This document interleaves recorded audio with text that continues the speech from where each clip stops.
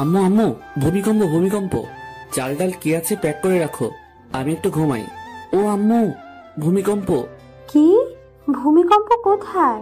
এখনই তো হলো, তুমি কই ছিলা? ওরে বান্দর, ভূমিকম্প আবার কখন হলো? খেয়াল করে দেখো, আবার শুরু হয়েছে। তোর মোবাইলে ভূমিকম্প হচ্ছে। কে করছে দেখো। আমি কেন তোর ফোন রিসিভ করব?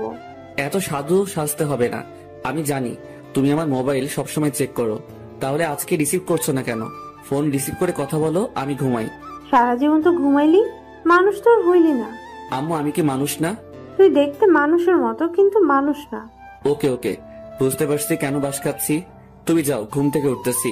হাই, আমি বান্দর থুক্কু। বাবা মার দেয়া নাম আরফিন সুমন, আর সবাই ডাকে Romeo. So I am mister Romeo. আর যার সাথে কথা বলছিলাম উনি আমার আম্মু।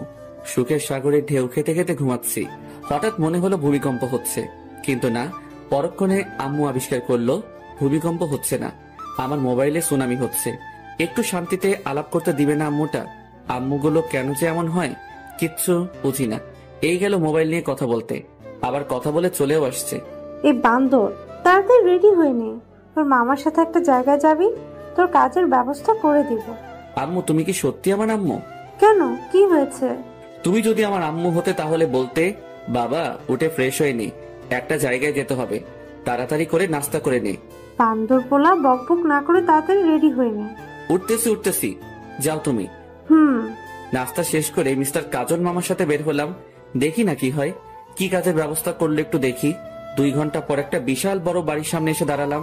বাড়ির চারপাশে বাউন্ডারি করা, গোল্ডেন কালারের রং করা চারপাশে। ওই মিস্টার কাজন মামা, এখানে আমাদের কাজ কি? আমাদের না, শুধু তোর। আবার মানে? আমি কি করব এখানে? কাজ করবি, কিসের কাজ করব বলো? যেটা ঠিক করা হয় কথা বলে সেটা করবি। ঠিক করা মানে? আমি আগে থেকে বলে দিচ্ছি, আমি বাড়ির কেয়ারটেকারের কাজ করতে পারবো না বলে দিলাম। যদি রাজি থাকো তাহলে বাড়ির ভিতরে যাব, না হলে বাড়ির ভিতরে ঢুকবো না। তোর পাগল, চল ভেতরে যাই। আগে বলো তুমি রাজি কিনা। চল, আমি রাজি। আহ, কি সুন্দর বাড়ি। এমন যদি একটা শ্বশুর বাড়ি হতো তাহলে ঘর জামাই থাকতে আমি 2 পায়ে রাজি। বাড়ির সামনে দক্ষিণ পাশে সেই একটা বাগান, সব ধরনের ফুল আছে। মনে হয় যত ফুল জন্মায় বাংলার মাটিতে সব ফুলের গাছ এই বাড়িতে। বাড়ির ভিতরটা আরো সুন্দর, বাইরে থেকে অতটা বোঝা যায় না। বাড়িটা মাটির উপরে 2 তলা, মাটির নিচে পুরো 3 তলা। আমাদের বাড়ি থেকে 5 মিনিটের পথ, সেখানেও একটা বাড়ি আছে, মাটির নিচে 3 তলা, মাটির উপরে 1 তলা। আরে মাম ও রোমিও, বস তো, আর দেখা লাগবে না। আরে মামু, বাড়িটা তো আগে দেখতে দাও। এত সুন্দর একটা বাড়ি, যদি এমন একটা শ্বশুর বাড়ি হতো। ওই চুপ কর, শ্বশুর বাড়ির চিন্তা করিস না, তাহলে চাকরিটা হবে না। চাকরি না হলে নাই, আমার তাতে কি? আমি তো। কাজল, কেমন আছো? জি ভালো আছি, আপনার খবর কি? এই তো ভালো। সাথে কি তোমার ভাগ্নে নাকি? জি, ওর কথাই বলেছিলাম আপনাকে। তা বাবা, কেমন আছো? জি আলহামদুলিল্লাহ ভালো। আপনি কেমন আছেন? এই তো ভালো।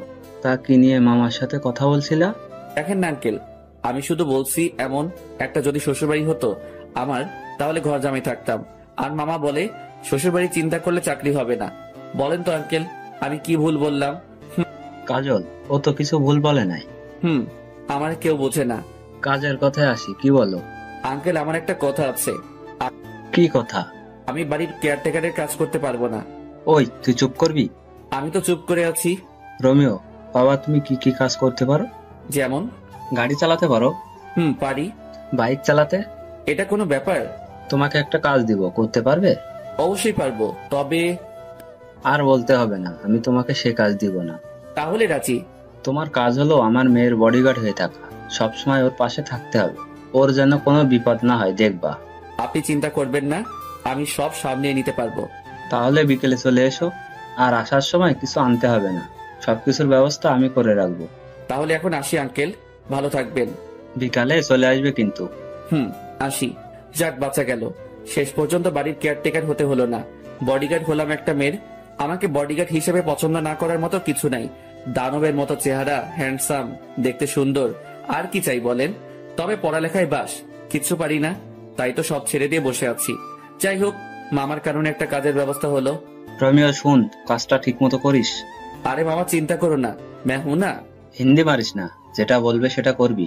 করব, কিন্তু উনিকে। অনেক বড় ব্যবসায়ী, উনি বেশিরভাগ সময় দেশের বাইরে থাকে। বলতে পারিস সব ব্যবসা দেশের বাইরে। তো এখানে কে কে থাকে?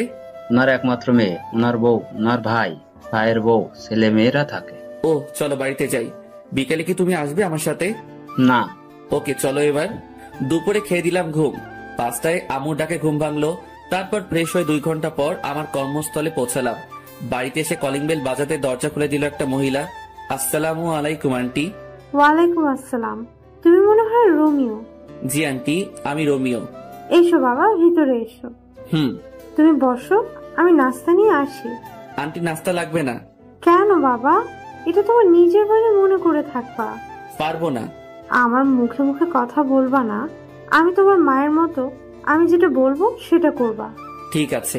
তুমি বসো, আমি আসছি। এই মা, কলিং বেলটা বাজতেছে। এতক্ষণ বাজলে কি অসুবিধা হতো? আন্টি দরজা খুলতো। এখন আমাকে খুলতে হবে। ধুর।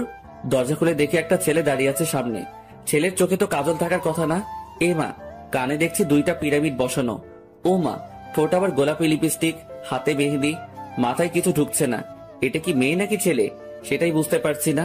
তাই উপর থেকে নিচে একবার চোখ বুলিয়ে নিয়ে শিওর হলাম এটা একটা শার্ট প্যান্ট পরা রমণী। কাকে চাই? বুঝো ঠেলা। একটা লাগিয়ে দিল ঠাস করে। আজব রমণী। দরজা বন্ধ করে পিছনে ঘুরে দেখি আন্টি হাসছেন। আমিও পড়ে গেলাম লজ্জায়। এখনো যার বডিগার্ড হিসেবে আমাকে নিয়োগ দেওয়া হলো তাকে দেখলাম না, অথচ একটা ঠাস করে খেয়ে ফেলছি। আন্টি আপনি হাসছেন? আমি এখনো তাহারে দেখতে পেলাম না যাহার জন্য বডিগার্ডের চাকরি পেলাম। এখন যার হাতে একটা খেয়েছো উনি সে। প্রথম দিনে একটা খেয়ে নিলাম, না জানি পরে কি হবে। ওকে কিন্তু তোমার সামলাতে হবে, পারবে তো? এই রোমিও পারে না এমন কোনো কাজ নাই আন্টি। চলো তোমার রুমটা দেখিয়ে দে। চলেন। আন্টি একটা কথা বলবো? বলো বাবা। আমাকে অন্য রুম দিলে হয় না? যেমন? বাড়ির কাজের লোকেরা যে নর্মাল রুমে থাকে তেমন রুমে থাকতে দিলে খুশি হতাম। এখানে থাকলে সমস্যা কি? আন্টি, কুকুরের পেটে যেমন ঘি হজম হয় না, আমার কপালেও এমন রুম সহ্য হবে না। তাই নিচে দিলে ভালো হয়। কিন্তু তোমার আঙ্কেল তো বলে গেছে তোমাকে যেন এই রুমে থাকতে দেয়। আমি আঙ্কেলকে বুঝিয়ে বলবো, আপনি অন্য রুমের ব্যবস্থা করেন। ঠিক আছে, তুমি এসো। গরিবের ছেলে হয়ে এত বড় বাড়িতে কাজ করছি, সেটা অনেক বড় কিছু আমার কাছে। যেই রুমে আমাকে থাকতে দিতে বলছে আঙ্কেল, সেই রুমে আমাদের পুরো পরিবার থাকতে পারবে। এত কিছু সহ্য হবে না। বেশি আরামে থাকতে গেলে পরে সবকিছু হারাম হয়ে যাবে। কথায় কথায় আন্টির থেকে নামটাও জেনে নিলাম। সালমা আক্তার জুলি। আমাকে যার জন্য নিয়োগ করা হয়েছে তার নাম সালমা আক্তার জুলি। অনেক রাগী বদমেজাজি একটা মেয়ে। আন্টি একটা কথা বলবো? বলো। তবে পরবর্তীতে অনুমতি চাইবে না। আচ্ছা, ওনাকে উপরে দিলেন কেন? নিচে এত সুন্দর রুম থাকতে। ওর জন্য সব জায়গায় একটা করে রুম আছে, যেখানে ইচ্ছে সেখানে থাকে সে। ও, ঘোরাঘুরি করে বাড়িটা দেখতে দেখতে 10টা বেজে গেল। রুমে এসে বিছানায় শরীরটা এলিয়ে দিতেই ঘুম চলে আসলো। সেটা আর বেশিক্ষণ টিকলো না। আন্টি এসে খেতে ডাকলো। খাওয়ার কোনো ইচ্ছা ছিল না। আন্টির জোরাজোরিতে টেবিলে বসতে হলো। সবগুলো অপরিচিত মুখ আমার দিকে তাকিয়ে আছে। আন্টি সবার সাথে পরিচয় করিয়ে দিল। প্রায় 10 মিনিট হলো বসে আছি, এখনো কেউ খাওয়া শুরু করে নাই। সবাই ম্যাডামের জন্য অপেক্ষা করছে, তার আসার নাম নেই। আর এইদিকে এই কানন মেয়েটি আমার দিকে তাকিয়ে আছে। অস্বস্তি লাগছে। এই মাইয়া কি কোনোদিন ছেলে দেখে নাই? হা করে তাকিয়ে আছে। না, আর না, কিছু একটা করতে হবে। এই যে হা করে আছেন কেন? মশা ঢুকবে। হা হা হা, রোমিও ভাই ঠিকই বলেছেন। রোমিও ভাই বলবেন না, ভাইটা বাদ দেন। আচ্ছা ঠিক আছে। আমাকে পচানো হচ্ছে তাই না? এখানে পচানোর কি আছে? যেটা সত্যি সেটা বললাম। কি সত্যি বলছেন? মশা ঢুকবে, এটা কি সত্যি না? এখানে কি হচ্ছে? সবাই চুপ। সবাই চুপ করে আছে, কারণ জুলি ম্যাডাম আসছে। কাকে কি বলবে তার কোনো ঠিক নাই। তাই সবাই চুপচাপ বসে আছে। আর ওই মাইয়াটা আমার দিকে তাকিয়ে আছে। মা, এই ছেলেটা এখানে কেন? ও রোমিও, আজ থেকে এখানে থাকবে। তোর জন্য তোর নিয়োগ করা হয়েছে। আমার জন্য মানে? ও কি আমার বডিগার্ড নাকি? হ্যাঁ। আমি তোমাদের অনেকবার বলেছি আমার কোনো বডিগার্ড লাগবে না। ও সবার সাথে এখানে কেন? ও আমাদের সাথে একসাথে খাবে প্রতিদিন। এটা আমার শেষ কথা। এটা যদি তোমার শেষ কথা হয় তাহলে এটাও শুনে রাখো, আমি তোমাদের সাথে বসবো না খেতে। আন্টি বাদ দেন। আমাকে নিয়ে আপনাদের মধ্যে অশান্তি হোক সেটা চাই না। আমার এমনিতে খেতে ইচ্ছে করছে না। আমি বরং রুমে যাই, আপনারা খাওয়া শুরু করেন। দরকার কি আমাকে নিয়ে মা মেয়ের সম্পর্কে ফাটল ধরানোর? তাই উঠে চলে আসলাম। এখন থেকেই বুঝতে পারছি এই মেয়ের বডিগার্ড থাকতে হলে আমাকে অনেক কিছু সহ্য করতে হবে। এসব ভাবতে ভাবতে কখন ঘুমিয়ে পড়েছি মনে নেই। সকাল 6টায় মোবাইলে কাউয়ার ডাকে ঘুম ভাঙলো। মোবাইলে অ্যালার্ম টোন দিছি, কাউয়ার ডাক। হা হা হা হা। উঠে শুরু করলাম দৌড়। দৌড়ানো শেষ করে আস্তে আস্তে অন্য ব্যায়াম শেষ করে 8টায় রুমে ঢুকলাম। রুমে ঢুকে দেখি কানন কি যেন খুঁজতেছে। এই যে কি খোঁজা হচ্ছে শুনি? না, কিচ্ছু না। তাহলে সকাল সকাল আমার রুমে কি? ইচ্ছে করছিল আপনাকে দেখতে। বাইরে থেকে যখন দেখলেন রুমে কেউ নেই, তাহলে ঢুকলেন কেন? এত কৈফিয়ত দিতে পারবো না, ইচ্ছে হলো তাই ঢুকছি। তাছাড়া এত জিম করে কি হবে? এমনি মেয়েরা লাইন ধরে থাকবে। আপনার কথা শেষ হলে আসতে পারেন, আমি চেঞ্জ করব। একটু পরে আবার ডিউটি শুরু হবে। চেঞ্জ করেন, কে বারণ করছে? আপনার সামনে করব নাকি? করলে ক্ষতি কি? বের হতে বলছি, বের হন। না, আমার সামনে চেঞ্জ করতেই হবে। কি বেয়াদব মেয়েরে মাইরি! কি হলো? চেঞ্জ করেন। আন্টি, কাউকে ডাকতে হবে না, যাচ্ছি আমি, পরে আবার আসবো। এই বলে দৌড়ে চলে গেল। দেখলেন তো পাঠকগণ, কি লুইচ্ছা বেয়াদব ফাজিল মাইয়া। ফ্রেশ হয়ে নাস্তা করে দাঁড়িয়ে আছি জুলি ম্যাডামকে নিয়ে। ভার্সিটিতে যেতে হবে, অনার্স প্রথম বর্ষে পড়ছে। ওনার সামনে আমি হাঁটছি, বাইরে গাড়ি রেডি করা আছে। গিয়ে দরজা খুলে দিলাম, ভিতরে ঢুকে বসে পড়লো। আমি আল্লাহর নাম নিয়ে গাড়ি চালানো শুরু করলাম। 35 মিনিট পর গাড়ি নিয়ে ভার্সিটির গেটে পৌঁছালাম। ম্যাডাম, গাড়ি কি ভিতরে নিয়ে যাব? তুই জানিস না। ম্যাডাম, আমাকে তো কিছু বলা হয়নি তাই। চুপ, তুই আমাকে কোনো প্রশ্ন করবি না, শুধুমাত্র উত্তর দিবি, না হলে তোরে বিদায় করে দেব। শালার অহংকার! এত অহংকার কি করে জন্ম নিল? সামান্য একটা কথা তো জানতে চাইছি, আর কিছু তো আর না, তার জন্য এমন করতে হবে নাকি? গাড়িটা ভিতরে ঢুকিয়ে একটা ছায়াময় গাছের নিচে রাখলাম। ম্যাডাম নেমে কয়েকটা মেয়ের সাথে ক্লাসে চলে গেল। আমি এখনো ভিতরে বসে আছি, একবারও নামতে হয়নি। কালকে পর্যন্ত ম্যাডামের অন্য একটা বডিগার্ড ছিল, আজ থেকে আমি হলাম। ও কেন চলে গেল জানি না।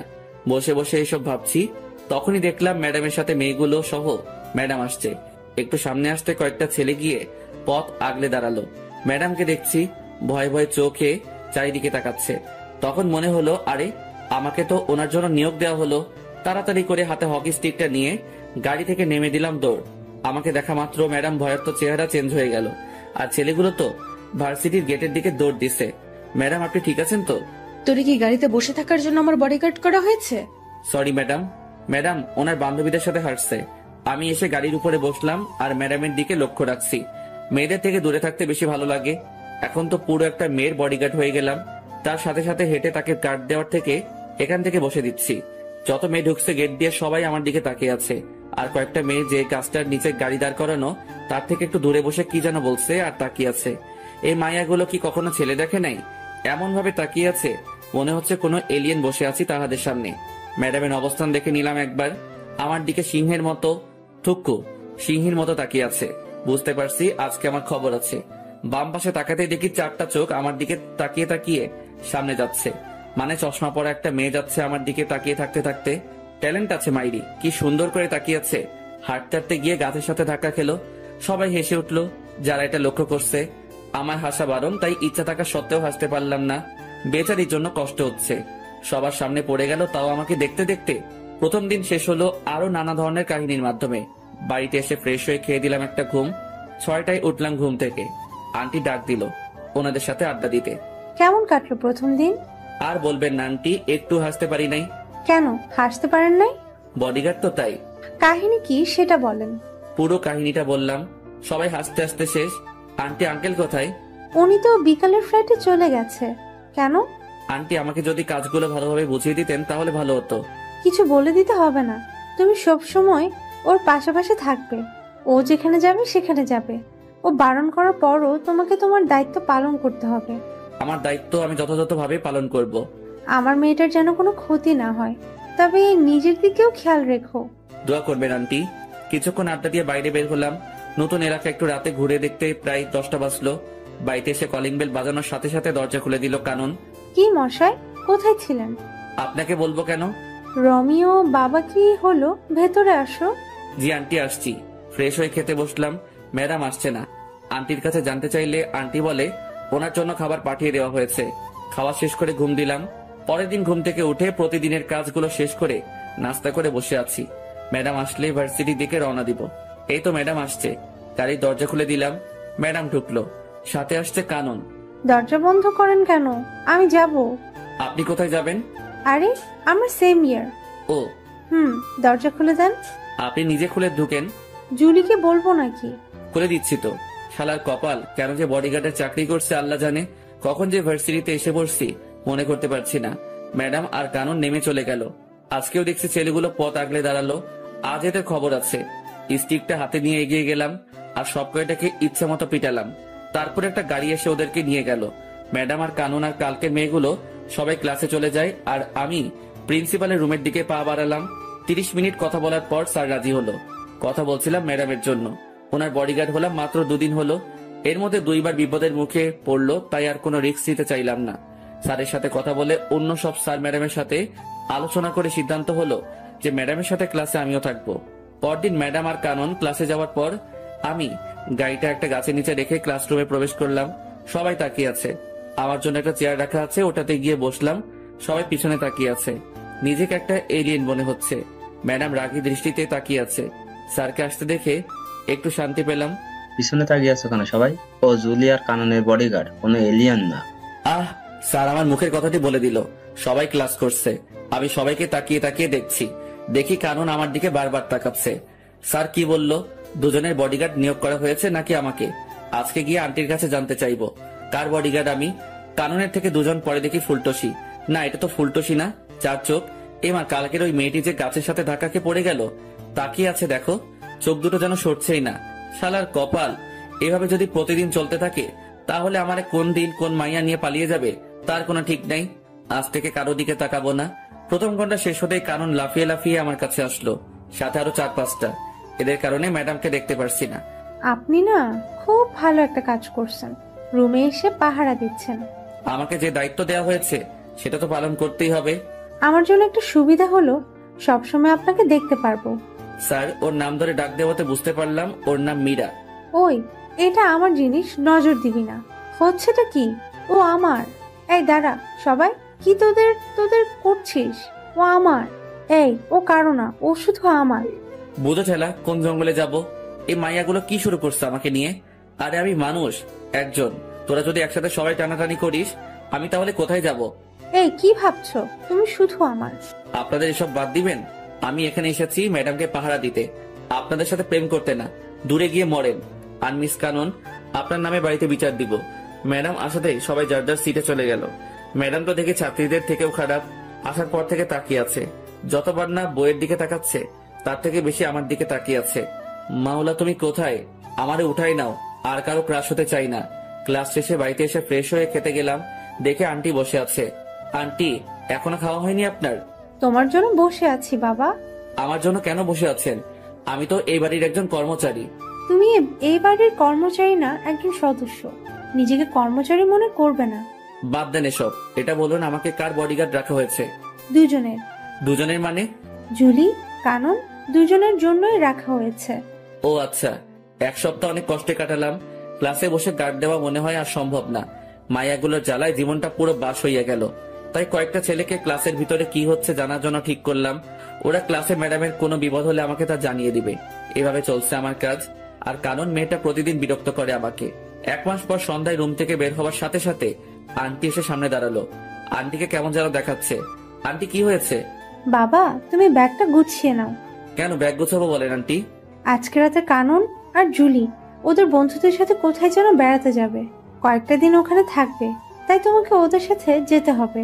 অনেকবার বারণ করছি, কেউ শুনতে চায় না। ওরা যাবেই যাবে। জানি না কোথায় কি বিপদ লুকিয়ে আছে, তাই তোমাকে ওদের সাথে যেতে হবে।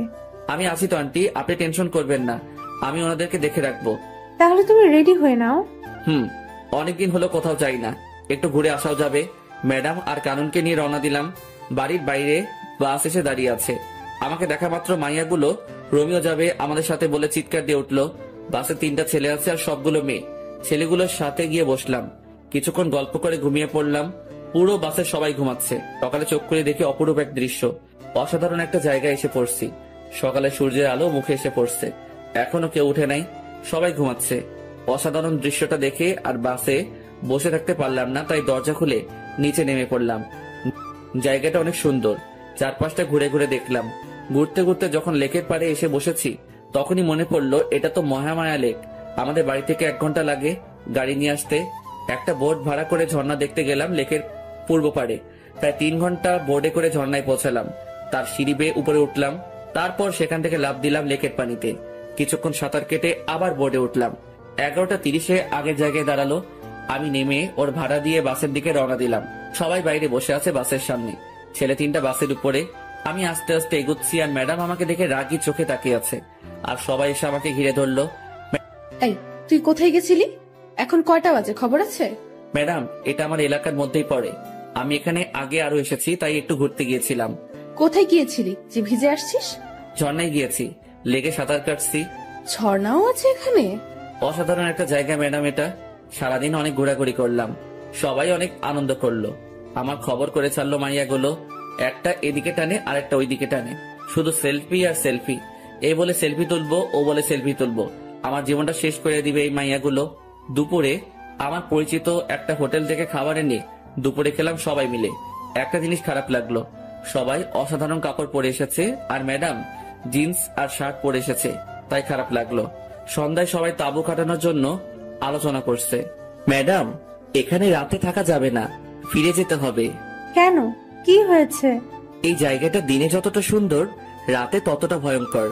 আমরা এত মানুষ, কোনো কিছু হবে না। আপনাদের যদি থাকতে মন চায় তাহলে আপনারা থাকতে পারেন, আমি থাকবো না। তুই এখানে থাকবি, কোথাও যেতে পারবি না। এখানে থাকা সম্ভব না, আমি থাকবো না, ব্যাস। কোথায় যাবি? আমি আমার বাড়িতে চলে যাব। তুই আমার বডিগার্ড, আমি যা বলবো তাই করবি। আমি এক্ষুনি আন্টির সাথে কথা বলবো, আন্টি যা বলবে তা করব। Hello aunty. কি হয়েছে বাবা? আন্টি, এখানে থাকার কোনো জায়গা নেই। ম্যাডাম বলছে এখানে তাঁবু খাটাতে, কিন্তু জায়গাটা খুব খারাপ। সন্ধ্যার পর একটা মানুষের চিহ্ন থাকে না। এখন কি করব? আমি পারবো না এখানে থাকতে। তুমি কি জায়গাটা চিনো? আমাদের এখানে জায়গাটা। তুমি মোবাইল দাও জুলিকে। মাথা খারাপ নাকি? জীবনেও তো থাকবো না এখানে রাতে। এই জায়গায় যে থেকেছে রাতে সেই মরেছে। আমি বাবা এসবের মধ্যে নাই, এখনো বিয়ে করি নাই। বিয়ের আগে আমি পরলোক গমন করতে চাই না। কত স্বপ্ন ছিল, একটা বিয়ে করব, একটা ফুটবল টিমের বাবা হব। হে খোদা, আমি উপরে যেতে চাই না, আমি বাড়ি যাব। ওই কি বিড়বিড় করছিস? আমি মরতে চাই না, আমারই নিও না খোদা। ওই উল্টাপাল্টা কি বলিস? না ম্যাডাম, কিছু না। কথা বল। হ্যালো যমরাজ। রোমিও, কি হয়েছে বাবা? আমি তোমার আন্টি বলতেছি। ও আন্টি বলেন। তুমি সবাইকে নিয়ে চলে আসো। ধন্যবাদ আন্টি, আমি সবাইকে নিয়ে আসতেছি। সাবধানে এসো। ওই ড্রাইভার ভাই, তাড়াতাড়ি বাস চালু করো। নিজে বাসলে আম্মুর নাম, থুক্কু বাপের নাম। অবশেষে বাড়িতে এসে ঢুকলাম, সবাই বসে আছে। আন্টি প্রশ্নের উপর প্রশ্ন করছে, প্রশ্নের ভিতরে প্রশ্ন, প্রশ্নের বাইরে প্রশ্ন করেই যাচ্ছে। আন্টি কোনো প্রশ্নের উত্তর দিতে পারবো না, ঘুমাবো। সেই একটা ঘুম দিলাম। সকালে উঠে প্রতিদিনের কাজ শেষ করে বাড়িতে আসার সাথে সাথে আন্টি আবার শুরু করলো। রোমিও, বাবা ওখানে কি হয়েছে? কিছু হয়নি আন্টি। তাহলে ফিরে আসলে কেন? আন্টি, জায়গাটা ভয়ঙ্কর। রাতে যে সেখানে থাকতে চাইছে, পরদিন তাকে আর পাওয়া যায়নি। দিনে জায়গাটা যতটা সুন্দর, রাতে ততটা ভয়ঙ্কর। এত জলদি ভয়ঙ্কর হয়? তাহলে তুমি যে পানিতে সাঁতার কাটলে কেন? আবার কোথায় ঝর্ণা ছিল সেখানেও গিয়েছো? আমার অবস্থা খারাপ হয়ে গিয়েছিল পানিতে নামার পর। কেন?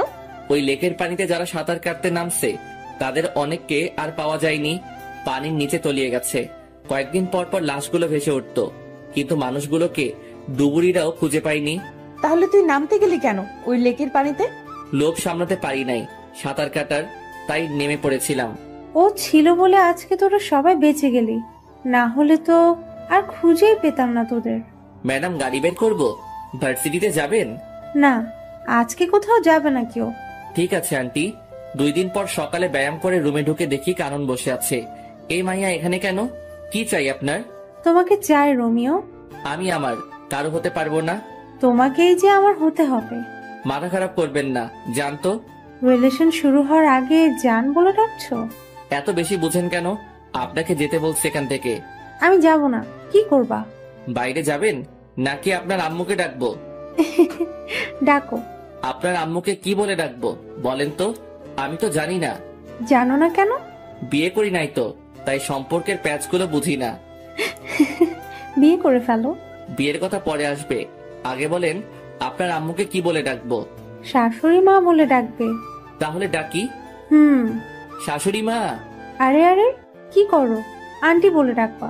এবার বাইরে যান, আমি ফ্রেশ হব। ভার্সিটি যাবেন না? যাবো তো। তাহলে গিয়ে রেডি হয়ে নিন, আমিও রেডি হয়ে নেই।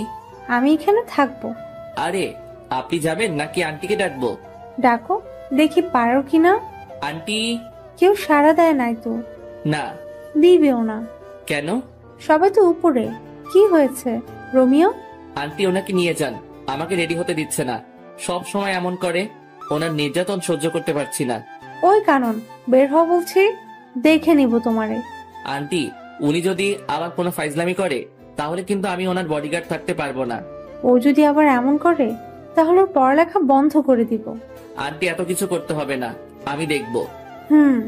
নাস্তা শেষ করে গাড়ির দরজা খুলে দিয়ে বসে আছি। ম্যাডাম আর কানন আসলে ভার্সিটির পথে রওনা দিব। প্রায় 10 মিনিট পর আসলো দুজনে। ম্যাডাম পিছনে উঠে বসে পড়লো, আর কানন ফৈন্নিটা আমার সাথে সামনে বসছে। আপনি এখানে কেন?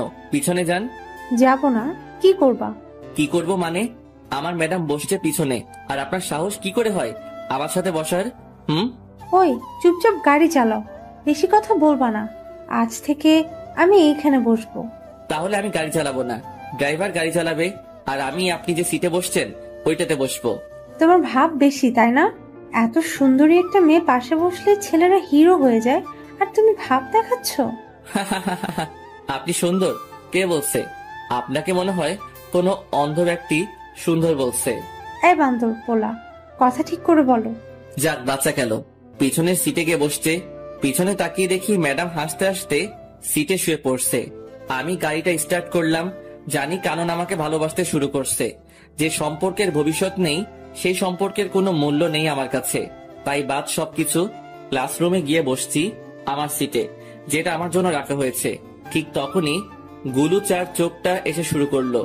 এই, তুমি অন্য মেয়েদের দিকে তাকাও কেন? শুধু আমার দিকে তাকিয়ে থাকবে? জানো, তোমাকে দেখার জন্য প্রতিদিন আমি অপেক্ষা করি। প্রথম যেদিন তোমাকে দেখছি সেদিন তো গাছের সাথে ধাক্কাও খেলাম। জানো, প্রথমে একটু ব্যথা লাগলো, যখন দেখলাম সবাই হাসছে, তুমি হাসছো না, তখন আমার সব ব্যথা কোথায় যেন চলে গেল। এই, হা করে আছো কেন? তারপর কি হলো? তারপর আর কিছু নাই, তুমি শুধু আমার। তোমার জন্য আমি সারা জীবন অপেক্ষা করতে পারবো রোমিও। আমিও অপেক্ষা করতে পারবো, শুধু তুই না। আমি তোমার জন্য মরতেও রাজি রোমিও। শালার কপাল, এই মাইয়াগুলো আমারে জ্বালিয়ে মারবে দেখছি। দুই একজনের নাম জানি, আর কারো নামটাও জানি না। সবাই প্রপোজ করতেছে, শুধু ম্যাডাম ছাড়া। ওই সবাই দূরে গিয়ে মর। ও আমার বডিগার্ড। বডিগার্ড মানে বুঝিস তো, ও আমার পুরো বডি সুরক্ষিত রাখবে, তাই ও শুধুই আমার। শুরু হলো আমারে নিয়ে টানাটানি। কোথায় যাব আমি? ইয়া মাবুদ, এই মাইয়াগুলোর বিয়ে হয় না কেন? কানা বোবা যে কারোর সাথে ওদের বিয়ে দিয়ে দাও, তবুও আমার মুক্তি দাও খোদা। এই ভাই, আপনাদের ক্লাসের মাইয়াগুলো এত লুচ্চা কেন?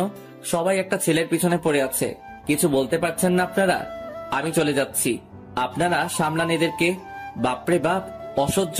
ক্লাস থেকে বের হয়ে গাড়িতে বসলাম, এটা সেটা করে সময় কাটিয়ে দিলাম। ক্লাস শেষে বাড়িতে আসলাম, আঙ্কেল এসেছে। যাক, একটু বসে কথা বলা যাবে। কেমন আছো রোমিও? জি স্যার, ভালো।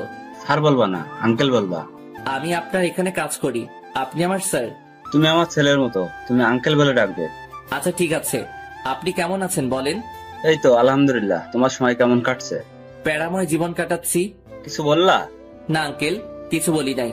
যাও ফ্রেশ হয়ে এসো, একসাথে খাবো। ফ্রেশ হয়ে খেতে গেলাম। সবাই বসে আছে, একটা চেয়ার খালি আছে, তাও ম্যাডামের পাশে। না, ওটাতে বসা যাবে না, এমনিতেই রেগে আছে আমাকে এখানে দেখে। আবার যদি পাশে বসি তাহলে তো খবর আছে। রোমিও দাঁড়িয়ে আছো কেন? বসো। আরে রোমিও ভাই বসো, আমরা সবাই বসে আছি তো। না, আমি এখানে ঠিক আছি। রোমিও বসবে কি করে? জুলি তো একটাই বসছে, আরেকটাতে পা দিয়ে আছে। আন্টি, আমি এখানে ঠিক আছি তো? না, কিছু ঠিক নেই, তুমি এখানে বসবে। জুলি, পা নামিয়ে বসো। আন্টি, আমি এখানে বসবো না। তাছাড়া আমি একজন কর্মচারী, আমাকে মালিকদের সাথে বসে খাওয়া মানায় না। আমি আমার রুমে খাবো। বেশি কথা বলবা না, যেটা বলছি সেটা করো। জুলির পাশে বসো। আর শোনো, তুমি এ বাড়ির কর্মচারী না, আর যেন না শুনি এমন কথা। যাক, পা নামালো। রোমিও, আমি আবার চলে যাবো এখন, জুলির খেয়াল রেখো। আঙ্কেল, আমি আছি তো, আমি সব সামলে নিব। তুমি আসো বলে তো এখন আমি নিশ্চিন্ত। খাওয়া শেষ করা পর্যন্ত রাক্ষসীর মতো তাকিয়েছিল, মনে হচ্ছে আমাকে একা পেলে মশলা না মাখিয়ে খেয়ে ফেলবে। ম্যাডামের তাকানো দেখে বুঝতে পারছি আমার কপালে খারাপই আছে। খেয়ে সোজা বিছানায় দিলাম লম্বা করে ছোট একটা ঘুম। কতক্ষণ ঘুমাইছি জানি না। ঠান্ডা ঠান্ডা লাগছে কেন? ছাদ ফুটো হয়ে গেল নাকি? তাকিয়ে দেখি ম্যাডাম। না ম্যাডাম, আমার রুমে কেন আসবে? স্বপ্ন দেখছি না তো? চিমটি কেটে দেখি, না না, এটা স্বপ্ন না, সত্যি। রাগী দৃষ্টিতে তাকিয়ে আছে, চোখ দিয়ে আগুনের ফুলকি বের হচ্ছে। হাতে বালতি কেন? তাহলে কি ম্যাডাম পানি ঢেলে দিল আমার গায়ে? কিন্তু কেন এমনটা করলো? আবুলের মতো তাকিয়ে আছিস কেন? কি করব ম্যাডাম? আমি শপিং করতে যাব। তো আমি কি করব? কি করবি মানে? তোরে কেন রাখা হয়েছে জানিস না? সরি ম্যাডাম, আমি ফ্রেশ হয়ে আসছি, 2 মিনিট সময় দেন। 2 মিনিট থেকে 1 সেকেন্ড লেট করলে দেখবি তোরে কি করি। শালার কি কপাল, ঘুমানোর অপরাধেও থাপ্পড় খাচ্ছি। তাড়াতাড়ি করে ফ্রেশ হয়ে এসে রেডি হলাম। রুম থেকে বের হয়ে দেখি ম্যাডাম সোফায় বসে আছে। ম্যাডাম চলুন। 12 সেকেন্ড লেট করে এসেছিস। সরি ম্যাডাম, 12 সেকেন্ড লেট করায় 12টা থাপ্পড় খেতে হলো। হয়তো দুপুরে ওনার পাশে বসে খেয়েছি বলে ভালোই শাস্তি দিচ্ছে। কোনোদিন ভুলেও আর টেবিলে বসে খাবো না। 4:30টায় বের হয়েছি আর এখন বাজে 7টা। ম্যাডামের পিছন পিছন হাঁটতেছি, একবার এই দোকানে আরেকবার ওই দোকানে ঢুকতেছে। এখনো একটা কিছুই নিল না। কেউ একজনকে দেখলাম, কে হতে পারে? এই তো আবার দেখলাম লুকিয়ে গেছে ওই দাঁড়িয়ে থাকা পুতুলের পাশে। ওকে ধরতে গিয়ে পিছনে তাকিয়ে দেখি ম্যাডামকে মারতে আসছে। পিছন থেকে ছুরি নিয়ে কোনো মতে দৌড়ে গিয়ে ম্যাডামকে হালকা ধাক্কা দিয়ে সরিয়ে নিলাম। কোপটা আমার ডান হাতে লাগলো। সে অবস্থায় ম্যাডামকে নিয়ে দৌড়াচ্ছি। শপিং মলের অনেক ভিতরে চলে গিয়েছিল, তাই গাড়ির কাছে যেতে সময় লাগছে। বাম হাতে ম্যাডামকে শক্ত করে ধরে রেখে দৌড়াচ্ছি। ম্যাডাম চিৎকার করে উঠছে। তাকিয়ে দেখি ম্যাডামকে ছুরি মেরে দিচ্ছে। টেনে সামনে নিয়ে আসলাম। ছুরিটা আমার বাম হাতে ঢুকে গেছে। সামনে মানুষের ভিড়ে যেতে একটু কষ্ট হচ্ছিল। তখন পিছন থেকে একটা কোপ খেলাম। আর একটু এগিয়ে যাওয়ার পর ম্যাডাম পড়ে গেল। টেনে তুলে দেখি দাঁড়াতে পারছে না, তাই কোলে তুলে নিয়ে দৌড় শুরু করলাম। একটু দৌড়ানোর পর আর পারছি না কোলে তুলে রাখতে, তাই পিঠে নিয়ে দিলাম দৌড়। কোনো মতে গাড়ির দরজা খুলে ম্যাডামকে ঢুকিয়ে দিলাম। তখন খেয়াল করলাম ম্যাডামের দিকে। ম্যাডাম আজকে কালো জিন্সের সাথে সাদা একটা শার্ট পরছিল। শার্টটা পুরো লাল হয়ে গেছে রক্তে। তাহলে কি আমি ম্যাডামকে রক্ষা করতে পারলাম না? গাড়ির দরজা লাগিয়ে দিয়ে গাড়ি চালাচ্ছি। গাড়িটা চালাতে খুব কষ্ট হচ্ছে, হাতে ব্যথা করছে, রক্ত ঝরে সবকিছু লাল হয়ে যাচ্ছে। অবশেষে বাড়িতে ঢুকলাম, গাড়ি দাঁড় করিয়ে দরজা খুলে দিলাম ম্যাডামকে। ম্যাডাম নেমে আসতে পারছে না, কোলে নিয়ে নিলাম ম্যাডামকে। তারপর দরজার সামনে গিয়ে কলিং বেল চাপ দিলাম। আন্টি দরজা খুলে আমাদের দুজনের গায়ে রক্ত দেখে কেঁদে দিছে। আন্টির কান্না শুনে কানন, হাসিব, আন্টি ও বাড়ির অন্য কর্মচারীরা ছুটে এসেছে। ম্যাডামকে সোফায় বসিয়ে দিলাম। আন্টি শুধু প্রশ্ন করেই যাচ্ছে, কি হয়েছে, কে করেছে, ইত্যাদি আরো। আমার কোনো খবর নেই। আমি ম্যাডামের দিকে তাকিয়ে আছি। একটা কথা শুধু মাথায় ঘুরছে তখন, আমি কিসের বডিগার্ড হলাম? আমি আমার ম্যাডামকে রক্ষা করতে পারি নাই। আমি কি করছি এটা? হঠাৎ করে আমি নিচে পড়ে যাই, আর কোনো কিছু মনে নাই আমার। কখন জ্ঞান ফিরলো জানি না। জ্ঞান ফেরার পর দেখি সবাই আমার দিকে তাকিয়ে আছে। আমি হাত দুইটা নাড়াতে পারছি না একটুও। এই তো জ্ঞান ফিরেছে, আমাকে এবার যেতে হবে, রাত তো অনেক হয়েছে। আন্টি ম্যাডাম কোথায়? উনি ঠিক আছে তো? তুমি এখন একটা কথাও বলবা না, আগে সুস্থ হও। আর তোমার ম্যাডামের কিছু হয়নি, ও ঠিক আছে। রোমিও কি হয়েছিল? তুই যা তো, ও কি এখন কথা বলার মতো অবস্থায় আছে? কানন যা তো, ওর জন্য স্যুপ নিয়ে আয়। যাচ্ছি। আন্টি, আম্মু আব্বু কি কিছু জানে? না, এখনো জানাইনি। তোমার আঙ্কেলকেও জানাইনি। তুমি বললে জানাবো। না, জানানোর দরকার নাই। তুমি সুস্থ হও, তারপর জানাবো। না, কোনোদিন জানাবেন না। আচ্ছা ঠিক আছে, জানাবো না। জেঠিমা, স্যুপ নাও। আন্টি ম্যাডাম কেমন আছে? ম্যাডামের কি হয়েছে? ম্যাডাম ঠিক আছে তো? আরে বাবা, তোমার ম্যাডাম ঠিক আছে। আমি ম্যাডামের গায়ে রক্ত দেখছি। বলেন ম্যাডামের কি হয়েছে? কিছু হয়নি তো, পায়ে একটু ব্যথা পেয়েছিল। আর এতক্ষণ তো এখানে ছিল জুলি। তোমার জ্ঞান ফেরার আগে ঘুমাতে গেল। এবার স্যুপটা খেয়ে নাও। আমি স্যুপ তো খাই না আন্টি। না খেলে তোমাকে ওষুধ খাওয়াবো কি করে? ওষুধ খাবো না। খাবে না মানে কি? তোমাকে খেতে হবে। আমি স্যুপ খাই না। খাও না তো কি হয়েছে, এখন থেকে খেতে হবে। তাহলে ওকে খাওয়াবো কি করে? জেঠিমা, ও একপাশে মুখ করে শুয়ে আছে, মাথাটা হালকা উঁচু করে খাইয়ে দাও। ঠিক আছে। আমি কিন্তু খাবো না আন্টি। চুপ, বেশি কথা বলবা না। আন্টি ওষুধ খাইয়ে চলে গেল। আমি এক পাশে মুখ করে শুয়ে আছি, ভালো করে ঘুমাতেও পারছি না। চিত হয়ে শুতে গেলে পিঠের সেলাই খুলে যেতে পারে। কখন ঘুমিয়ে পড়ছি নিজেও জানি না। সকাল সকাল হালকা ব্যথা লাগছে, মনে হচ্ছে কে যেন আমাকে হালকা ধাক্কা দিয়ে এক পাশে করছে, কিন্তু কে করছে সেটাই দেখতে পাচ্ছি না। 9টার দিকে ঘুম ভাঙলো। কানন এসে শুরু করলো বকবক। এই মাইয়ার জন্য শান্তি কোনোদিনও হবে না। একজন মানুষ কিভাবে এত বকবক করতে পারে? ব্রাশ করিয়ে দিয়ে কানন চলে গেল। এখনো ম্যাডামকে একবারও দেখতে পাইনি। ম্যাডামকে একবার দেখলে শান্তি লাগতো। নিজের চোখে যতক্ষণ না দেখবো ম্যাডাম সুস্থ আছে ততক্ষণ শান্তি পাবো না। রোমিও কেমন আছো? এই তো একটু ভালো আছে। ব্যথা করছে সেলাইতে? ব্যথা তো করছে। তা তো করবে, 3টে কোক খেয়েছো। আচ্ছা কি হয়েছিল বলো তো? ম্যাডাম বলল শপিং করতে যাবে, তাই নিয়ে গেলাম। দোকানগুলো ঘুরে ঘুরে দেখছিল, কিন্তু হঠাৎ করে হামলা করলো। অনেক কষ্টে পালিয়ে আসছি। এত রাত পর্যন্ত শপিং মলে কি করছিলে? সেটা তো ম্যাডাম জানে। ম্যাডাম কিছু নিচ্ছে না, শুধু ঘুরছে। একটা দোকানে গিয়ে যখন বসছে তখনই হামলা হলো। যা হওয়ার হয়েছে, এবার নাও নাস্তা করে নাও। আন্টি নিজের হাতে নাস্তা খাইয়ে ওষুধ খাইয়ে দিয়ে চলে গেল। 5 দিন পর সেলাই খুলে দেওয়াতে একটু আরাম করে ঘুমাতে পারছি, বসতে পারছি, হাঁটতে পারছি। তবে রুমের বাইরে যেতে দেয় না, কেউ না কেউ এসে বাধা দিয়েই দিবে। তবে এখনো ম্যাডামকে দেখতে পারলাম না। ম্যাডাম কোথায়, কি করছে কিছু জানি না। 18 দিন পর সুস্থ হলাম। সকালে ঘুম থেকে উঠে আস্তে করে দৌড়াচ্ছি, জিম করছি। অনেক কষ্ট হচ্ছে সব করতে, কিন্তু কি করব। এই 18 দিনে জোর করে খাইয়ে খাইয়ে আমার পেট বড় করে দিছে। এত বড় পেট দেখতে খুব খারাপ লাগছে। বাড়িতে এসে ঢুকলাম মাত্র, সাথে সাথে শুরু হলো আন্টির ঝাড়ি। রোমিও, তুমি অসুস্থ শরীর নিয়ে কোথায় গিয়েছিলে? আন্টি একটু দৌড়াতে গিয়েছি, আর আমি এখন পুরো সুস্থ আছি। আজ থেকে আমি আবার আমার কাজ করব। তুমি কোথাও যাবে না, আরো কিছুদিন যাক। না আন্টি, আমি আমার কাজ করব আজ থেকে। আমি পুরো সুস্থ।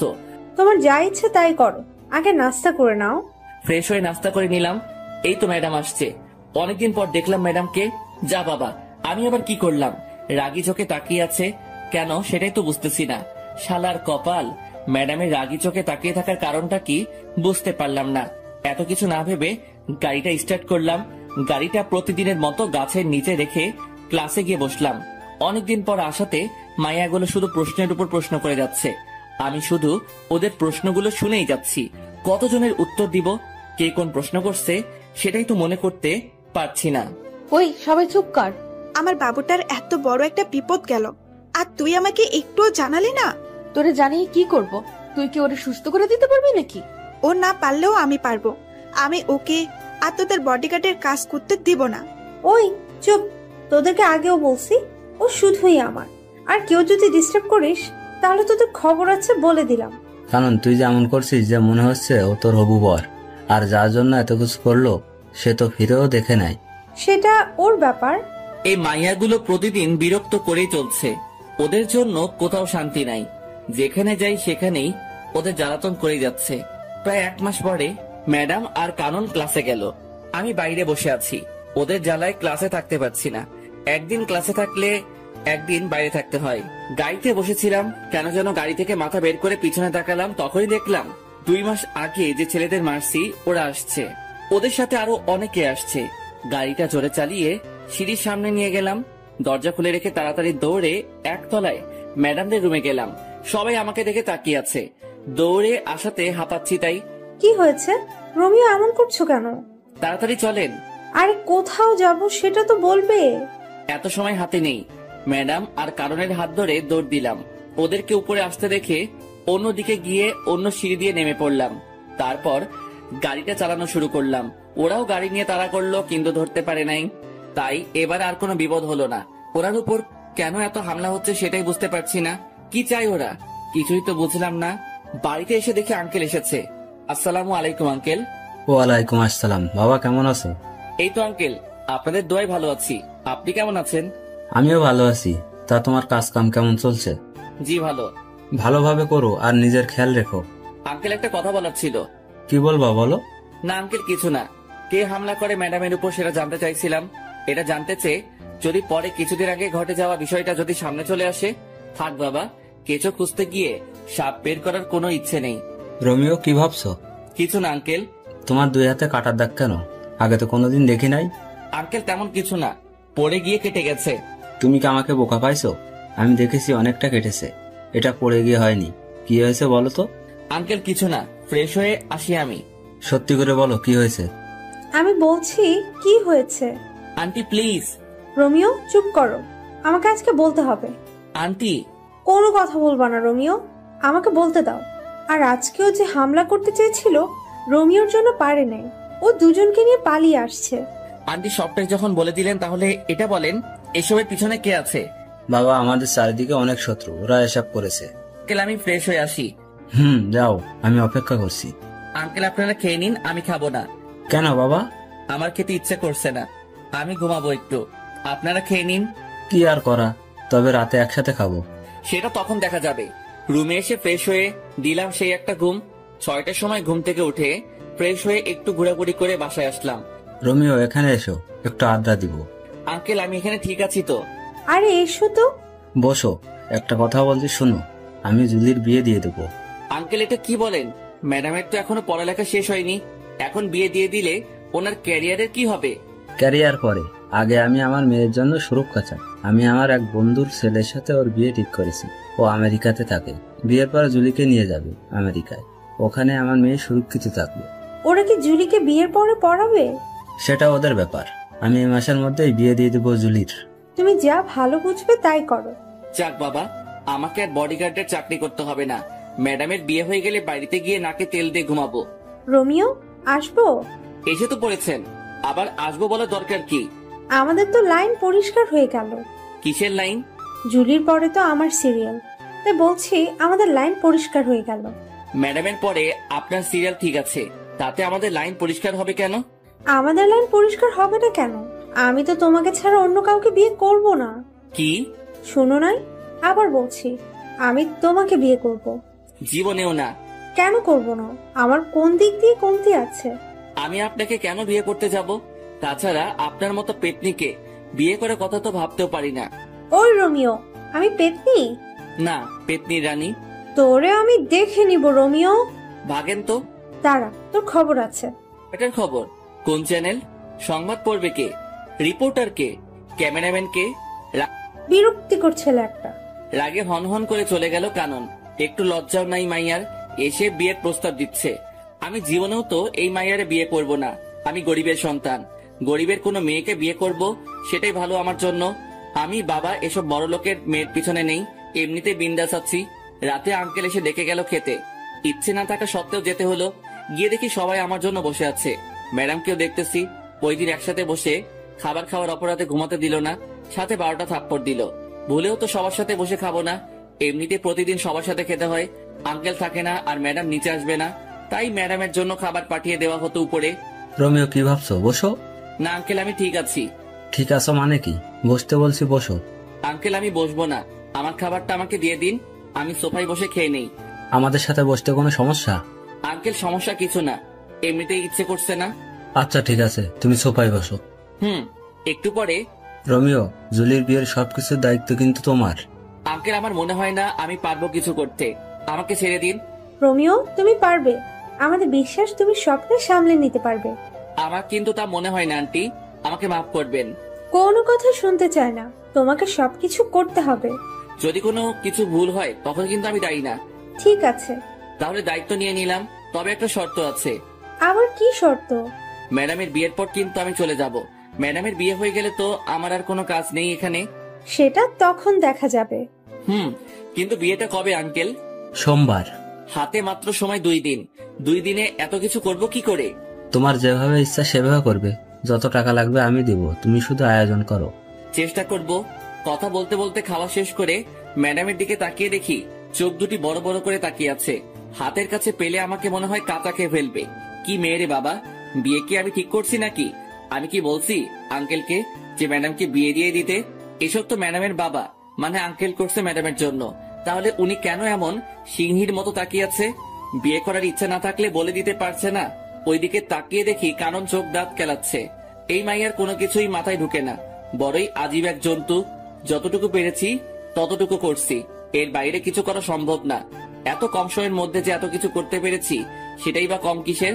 যাক, আর বডিগার্ডের কাজ করতে হবে না। আজকে গায়ে হলুদ, কালকে ম্যাডামের বিয়ে।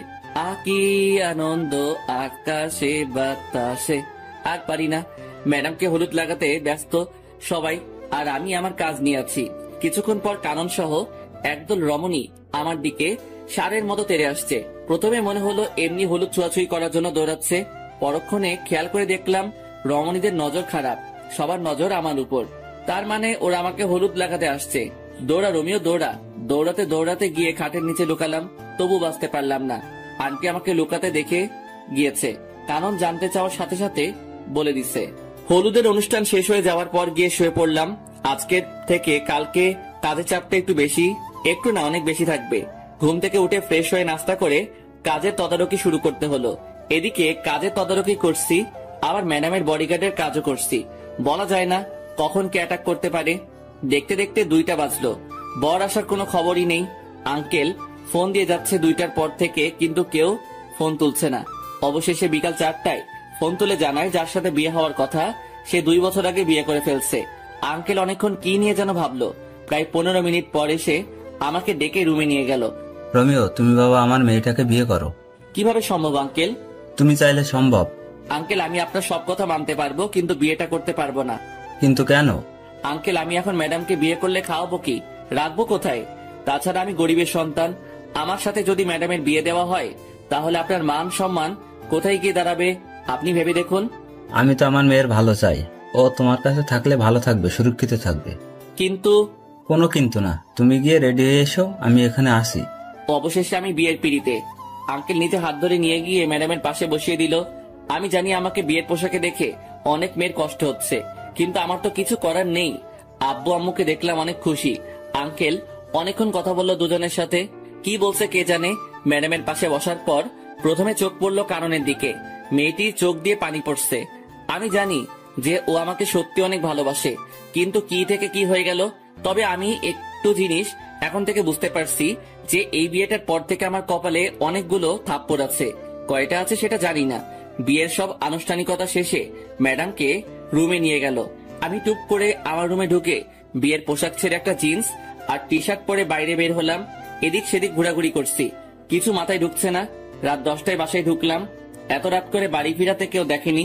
রোমিও, কোথায় গিয়েছিলে? একটু বাইরে গিয়েছিলাম। তোমাকে তো বিয়ের পর থেকে খুঁজে পাওয়া যাচ্ছে না, কোথায় ছিলে? ভালো লাগছে না তাই একটু বাইরে বের হয়েছিলাম। বুঝলাম। এখন খেতে আসো। জি ম্যাডাম। খাবেন আন্টি? জুলি, এখন থেকে তোমার বউ, ম্যাডাম না, ঠিক আছে? আর আমরা দুজনকে তুমি মা বাবা বলে ডাকবে। আগে ম্যাডাম আমাকে মেনে নিক, তারপর ভেবে দেখবো। তাও ঠিক বলছো। এখন খেয়ে নাও। কানন চুপচাপ খাচ্ছে আর বারবার আমার দিকে তাকাচ্ছে। আমি জানি মেয়েটি অনেক কষ্ট পেয়েছে। ভালোবাসার মানুষটা অন্য কারো হয়ে যেতে দেখলে কে বা ভালো থাকতে পারে। খুব কষ্ট হচ্ছে কাননের জন্য, কিন্তু আমার কিছুই করার নেই। চুপচাপ খেয়ে নিলাম। সারাদিনের ক্লান্তি ভর করে আছে, এখন একটা ঘুম দিতে পারলে ভালো হয়। রোমিও, কোথায় যাচ্ছ? ঘুমাতে যাচ্ছি। তা তো বুঝলাম, কিন্তু ওইদিকে কেন? কোথায় যাব? আমার রুম তো ওইটা।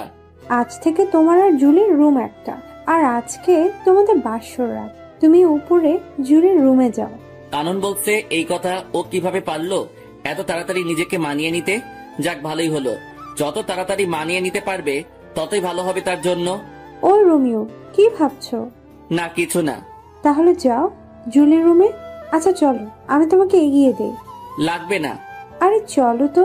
কানন জোর করে বাইরে থেকে ধাক্কা দিয়ে ম্যাডামের রুমে ঢুকিয়ে দিয়ে দরজা বাইরে থেকে বন্ধ করে দিছে। আমার এখন কি করা উচিত আমি বুঝতে পারছি না। সোফায় গিয়ে শুয়ে পড়বো নাকি ম্যাডামের সাথে কথা বলবো? রুমের মধ্যে পায়চারি করছি আর ভাবতেছি কি করব। এদিকে ম্যাডাম আমার দিকে তাকিয়ে আছে, আমার গতিবিধির উপর নজর রাখছে। প্রায় 45 মিনিট ভেবেও কিছু পেলাম না। আরো 5 মিনিট পর ম্যাডাম প্রথম মুখ খুললো। বান্দরের মতো লাফাচ্ছিস কেন? ম্যাডাম লাফাচ্ছি না তো, ভাবছি। কি ভাবছিস? বলা যাবে না। না বললে নাই, তোর কথা শোনার শখ আমার নাই। ম্যাডাম আজকের এই বিয়ের জন্য আমি দায়ী না। তাহলে কে দায়ী বল? আপনার বাবা, উনি জোর করে বিয়ে দিচ্ছে। আমি কি করব বলেন? বিয়ে দিছে শেষ, আর কোনো কথা নাই। আমি তোরে মানবো না। আমার ঠেকা পড়ছে নাকি? ওই শোন, আমি তোরে আমার বর হিসেবে মানবো না। কোনোদিন যদি স্বামীর অধিকার নিয়ে আসছিস তো সেদিন দেখবি কি করি তোরে। আমি এখন একটু ঘুমাবো, আসি। ওইদিকে কই যাস? আমার রুমে ঘুমাবো। কাননের রুমে যাবি না বলে দিলাম। ম্যাডাম এখানে কাননের কথা আসছে কেন? তোর তো আবার ওর সাথে ভাব বেশি। এখন যদি ওর কাছে চলে যাস তাতে আপনার কি? বেশি কথা বলবি না। যা, কোথায় যাবি? আমার ঘুম পাচ্ছে। কত বড় ফাজিল মাইয়া, নিজে তো বাসর ঘরে জায়গা দেয় নাই, আবার কারণের কথা বলছে। আমি লুইচ্চা, বদমাইশ, ইতর, চরিত্রহীন হতে পারি, তাই বলে অন্যের দিকে নজর দিব কেন? ঘরে বউ থাকতে ইস দেখতে বউ বলে মনে হচ্ছে না, মনে হচ্ছে কোনো পরী বসে আছে বিছানায়। আচ্ছা, পরীদের তো ডানা থাকে, আমার বউয়ের কি ডানা ছিল? যদি ডানা থাকতো তাহলে তো দেখতাম। আজ প্রথম ম্যাডামকে শাড়ি পরা অবস্থায় দেখছি। অন্য মেয়েরা তো শখ করে হলেও শাড়ি পরে, কিন্তু উনি কখনো পরে নাই। কখন ঘুমিয়ে পড়ছে নিজে জানি না। সকালে দুলাভাই দুলাভাই দুলাভাই চিৎকারে ঘুমের কয়টা বাজলো খবর নেই। কে এই রমণী সকাল সকাল দুলাভাই দুলাভাই করে দরজা ধাক্কাচ্ছে? গুড মর্নিং দুলা ভাই। শুধু তাকিয়ে আছি। এই মাইয়ার এমন আচরণ দেখে তো আমি পুরাই টাসকি। দুলা ভাই কি দেখছেন? আপুকে দেখেন না কালকে? না, দেখি নাই আপুকে। আমি তো নিজে নিয়ে গেলাম আপনাকে আপুর রুমে, বাসর ঘরে। তো কি হয়েছে? কি হয়েছে মানে? কালকে কি আপনি আপুর সাথে বাসর করেন নাই? কে বলছে করি নাই? করছি তো। তাহলে আপনি এখানে কেন? আপনার আপু বলছে সকাল 10টায় উঠবে।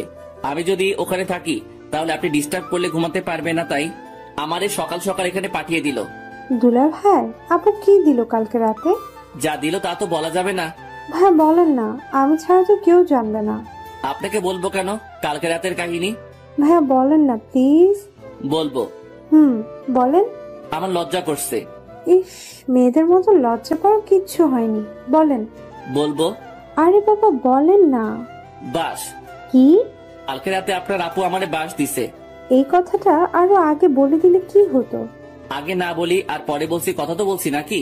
তা কেমন বাস দিল? লম্বা, তৈল মাখানো লম্বা লম্বা বাস দিল। ভালো করছে। এখন উঠে আসুন।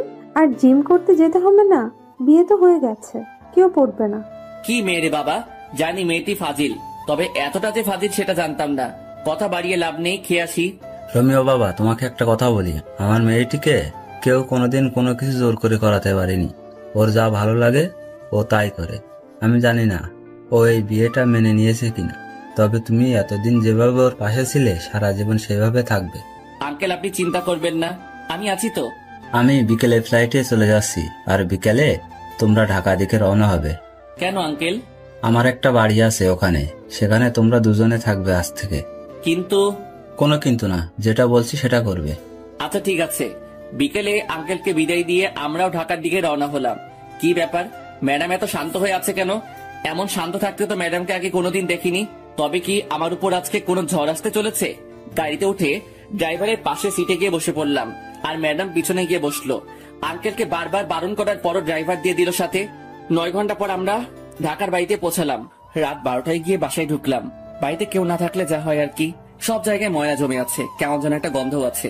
আমি চারপাশে তাকিয়ে তাকিয়ে দেখছি, আর ম্যাডাম আমার দিকে চোখ বড় বড় করে তাকিয়ে আছে। ওই তাকিয়ে তাকিয়ে কি দেখছিস? অনেক ক্লান্ত লাগছে, আমি ঘুমাবো। কে বারণ করছে আপনাকে ঘুমাতে? কে ঘুমিয়ে পড়েন। ঘুমিয়ে পড়বো মানে কি? আমি কি না খেয়ে ঘুমাবো নাকি? তো খেতে বারণ করছে কে? খাবার পাবো কোথায় আমি? তুই গিয়ে নিয়ে আয়। কোনটা করবেন সেটা বলেন। আগে খাবেন নাকি ঘুমাবেন? দুইটা করব। আগে কোনটা করবেন? খাবো। কি খাবেন? বিরিয়ানি খাবো। সাথে আর কিছু লাগবে? একটা প্রাণাত নিয়ে আসবি। টাকা দেন। এই তোর লজ্জা করে না আমার কাছে টাকা চাইতে? লজ্জা করবে কেন? টাকা তো আমি রাখছি আপনার ব্যাগে। কি? আপনি ব্যাগ খুলে দেখেন। কখন রাখছিস? রাখছি বলা যাবে না। এখন টাকা দেন, না হলে পরে কিছুই পাবো না। এই নে। 200 টাকা দিয়ে কি পাবো ম্যাডাম? কি পাবি তুই বল? 2টা বিরিয়ানি প্যাকেট পাবো আর একটা প্রাণাপ পাবো। ঠিক আছে, তো আর কি? আর কি মানে? সকালে নাস্তা যে করবেন আটা ময়দা কিছু তো একটা লাগবে। বেশি কথা বলবি না। সকালেও বাইরে থেকে নিয়ে আসবি। এখন তাড়াতাড়ি যা। যাচ্ছি। এই দাঁড়া। আবার কি? আমি কি দাঁড়িয়ে থাকবো? বসতে কে বাধা দিল আপনাকে? আমি কি এই ময়লায় বসবো নাকি? পরিষ্কার করে দিয়ে তারপর যাবি। পারবো না। আপনি ঘুমাবেন, আপনি করেন। মাথা গরম করাবি না বলে দিলাম। মাথা গরম হলে তো ভালো। কেন? চায়ের জন্য পানি গরম করব। তোরে খাইছি, দাঁড়া। কে শুনে কার কথা? মায়ের খেতে না চাইলে দৌড়া রোমিও। খাবার নিয়ে বের হয়ে ল্যাম্প পোস্টের আলোয় চুপচাপ হাঁটছি আর ভাবছি কি থেকে কি হয়ে গেল। ছিলাম বডিগার্ড, আর এখন বড় হয়ে গেলাম। তাও আবার যে সে বড় না, বডিগার্ড থেকে বড়। বডিগার্ড বড় হয়ে গেলাম। কি কপাল আমার! কয়জনের ভাগ্যে এমনটা হয়? ভাবতে ভাবতে বাসায় পৌঁছালাম। কলিং বাজানোর সাথে সাথে দরজা খুলে দিল ম্যাডাম। আই বান্দর, তুই এতক্ষণ কি করছিলি বাইরে? খাবার আনতে গেছি। এতক্ষণ লাগে? সময় লাগবে না নাকি? তাই বলে এতক্ষণ লেট করবি? আমি সেই কখন থেকে বসে আছি তোর জন্য। সূর্য কোন দিকে উঠলো? রাতের আকাশে তুই সূর্য দেখছিস কোথায়? সেটা পরের কথা। আগে বলেন আমার জন্য অপেক্ষা করার কারণ কি? খিদে লাগছে। কখন খাবার নিয়ে আসবি তাই। ও, এই নিন আপনার বিরিয়ানি। বসবো কোথায়? ও আল্লাহ, আমার উঠাই নাও না কেন? কোথায় বসবো সেটাও নাকি আমি ঠিক করে দিব? ওই চুপ। সব জায়গায় তো ময়লা জমে আছে, কোথায় বসবো? তুই সোফাটা পরিষ্কার করে দে, আমি সোফায় ঘুমাবো। শখ কত, আমি ঘুমাবো ফ্লোরে। আপনি যে কোনো একটা রুম পরিষ্কার করে ঘুমাবেন। ওই আমি তোর ম্যাডাম, আমি যা বলবো তুই তাই করবি। কোন উপন্যাসে লেখা আছে? তোর জন্য উপন্যাস খুঁজতে পারবো না, যেটা বলছি সেটা কর। ঠিক আছে ম্যাডাম, আপনি খেয়ে নিন। এই মায়ের উপর ঠাড়া পড়ুক, সোফায় রাত কাটিয়ে দিব ভাবছি, আজকে কিন্তু সেটা স্বপ্নই থেকে গেল। এই মায়ের জন্য তা হলো না, এটা সেটা করতে করতে রাত 2টা বাজলো। কি ধরে লাগছে হেব্বি, খুব ঘুমো পাচ্ছে। ম্যাডামকে শুয়ে পড়ছে, এটা কি সেই বদরাগী মেয়েটি? কি সুন্দর লাগছে ঘুমন্ত অবস্থায় আমার ম্যাডামকে। কিছু চুল এসে মুখে পড়ে আছে, এতে করে আরো মায়াবী লাগছে ম্যাডামকে। একটু ছুঁয়ে দিতে ইচ্ছে করছে ম্যাডামকে। আচ্ছা ম্যাডাম তো এখন আমার বউ, ছুঁয়ে দেখবো কি একটু? যদি একটা থাপ্পড় দেয় তখন কি হবে? না বাবা, দরকার নেই। ছুঁয়ে দেখার পরে কোনোদিন যদি আমায় মেনে নেয় তারপর না হয় ছুঁয়ে দেখা যাবে। খেয়ে শুয়ে পড়লাম ফ্লোরে, সেই একটা ঘুম হলো। কিন্তু সকালে শান্তিতে ঘুমাতে পারলাম না, 2টায় ঘুমাইছি। সেখানে সারাদিনের ক্লান্তি কাটিয়ে ঘুম থেকে উঠতে উঠতে 10টা না হোক 8টা তো বাজতে হবে। কিন্তু না, সেটা আর হলো না। সকাল সকাল ম্যাডামের চিল্লানিতে ঘুম ভাঙলো। ম্যাডাম সকাল সকাল এত চিল্লানি শুরু করে দিলেন কেন? চিল্লানি দিব না কেন তুই বল? কালকে রাতে মশা কামড়িয়ে কামড়িয়ে আমারে শেষ করে দিল। তার উপর ঠান্ডা লাগছিল, তুই একটা চাদরও দিলি না গায়ে। আমি একটুও ঘুমাতে পারিনি। ওহ আল্লাহ, আমি কোন মেয়ের পাল্লায় পড়ছি? উনি রাতে ঘুমাতে পারে নাই বলে আমারও ঘুমাতে দেয় নাই। প্রতিদিন তো সকাল 6টায় উঠিস, এখন 8টা বাজে উঠছিস, তারপরও এমন করছিস কেন? এখন যা, নাস্তা নিয়ে আয়। আমি যে সকাল 6টায় উঠি তা আপনি জানলেন কি করে? তার মানে আপনি আমায় প্রতিদিন লুকিয়ে লুকিয়ে দেখছেন? তোরে দেখতে যাবো কেন? তুই কে? নাস্তা নিয়ে আয়, খিদে লাগছে। যাচ্ছি। নাস্তা শেষ করে কাজ নিয়ে ব্যস্ত হয়ে পড়লাম। এত বড় বাড়ি পুরোটা আর 2জন মানুষকে নিয়ে পরিষ্কার করলাম। ম্যাডাম বসে বসে দেখছে আর চিপস খাচ্ছে। এই মাইয়া পারেও বটে, সারাদিন চিপসকে কাটিয়ে দিল। কয়টা খাইছে হিসাব নাই। আর এদিকে আমার অবস্থা খারাপ হয়ে যাচ্ছে খিদেই। ম্যাডাম রাতে কি খাবার নিয়ে আসবো নাকি রান্না করব? বাইরে খাওয়ার বেশি হলে শরীর খারাপ করবে, তুই রান্না করে নিবি। পারবো না, আপনি করে নেন। বাবা কি বলেছিল মনে নাই তোর? আমারে দেখে রাখতে বলছে। দেখে রাখতে বলছে, রান্না করে খাওয়াতে নয়। বেয়াদব, মুখে মুখে কথা বলিস। যা বলছে তাই কর। পারবো না, আমি খাবো না, রান্নাও করবো না। সারাদিন কাজ করছে, এখন ঘুমাবো। যা রান্না কর। শালার কপাল, বিয়ে করছি কোথায় বইয়ের হাতে রান্না খাবো, কিন্তু এমন পোড়া কপাল, শুধু থাপ্পড় খাচ্ছি। দূর, ভাল লাগে না। প্রথমে ভাবলাম রান্না করবো না, পরে ভাবলাম রান্না না করলে তো মেয়েটি খাবে না। দুপুরে কাজে ব্যস্ত ছিলাম বলে রান্নাও করতে হয়নি, বাইরে থেকে কিছু নিয়ে আসতেও হয়নি। সকালে চিপস আনতে বলছে, ওগুলো খেয়েছে সারাদিন বাচ্চাদের মতো বসে বসে। যা পারি কিছু একটা রান্না করি, কিছু একটা তো খাওয়া হবে। রান্না শেষ করে ম্যাডামকে খেতে রাখতে গিয়ে দেখলাম গান শুনছে মোবাইলে ইয়ারফোন লাগিয়ে। সেটা ওনার বিভিন্ন অঙ্গভঙ্গির মাধ্যমে বোঝা যাচ্ছে। ম্যাডাম, ও ম্যাডাম। ওই কি হয়েছে, চিল্লাস কেন? খেতে আসেন। খাবো না, তোর খাবার তুই খা গিয়ে। না খাইলে আমার কি? রান্না করছি, খেলে খাবে, না খেলে নাই, আমার কি? আমি খাওয়া শুরু করার পরে ম্যাডাম এসে বসে পড়লো। আমি শুধু খাচ্ছি, ম্যাডাম যে আসছে সেটা আমি জানি না, এমন ভাব করছি। ওই প্লেট দে, খিদে লাগছে, খাবো তো। একটু আগে তো বললেন খাবেন না, তাহলে এখন আবার খেতে আসছেন কেন?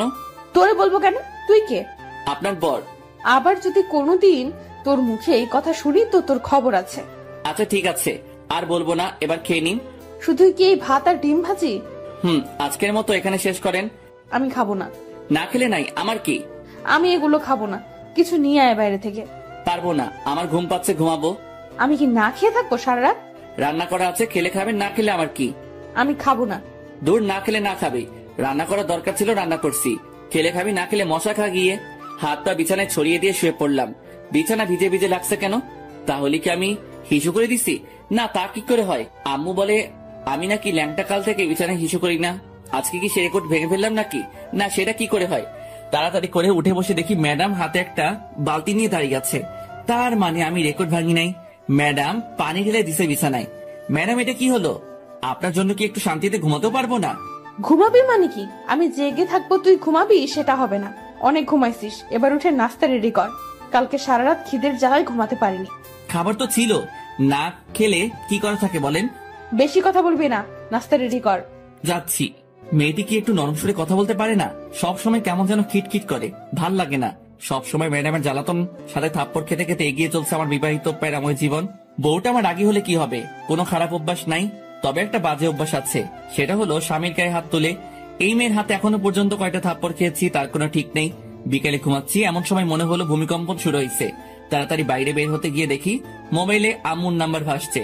তখন মনে হলো ভূমিকম্পন হচ্ছে না, আমার মোবাইলই ডাকতেছে। হ্যালো আম্মু, কেমন আছো? ভালো থাকতে দিলি কবে? বিয়ে হয়েছে 3 মাস হতে চললো, কিন্তু বৌমাকে সেই বিয়ের দিনের পর থেকে আর দেখিনি। তোরা এতবার করে বললাম বউকে নিয়ে একবার ঘুরে যা। কার বউ? কিসের বউ? কিভাবে বউ হলো? ওই ফাইজলামি হচ্ছে আমার সাথে? যাও, কি যে বলো না আম্মু, তোমার সাথে কি আমি ফাইজলামি করতে পারি বলো? তাহলে বল, কবে আসবি বৌমাকে নিয়ে? আমি জানি না, জিজ্ঞেস করে দেখি যায় কিনা। তুই নিয়ে আসলে তো আসবে, কালকে নিয়ে আসবি। আচ্ছা, দেখি কি করা যায়। দেখা দেখির কাজ নাই, কালকে আসতে হবে তোদের। আচ্ছা, আসবো। এ কেমন বায়না করলো আম্মু?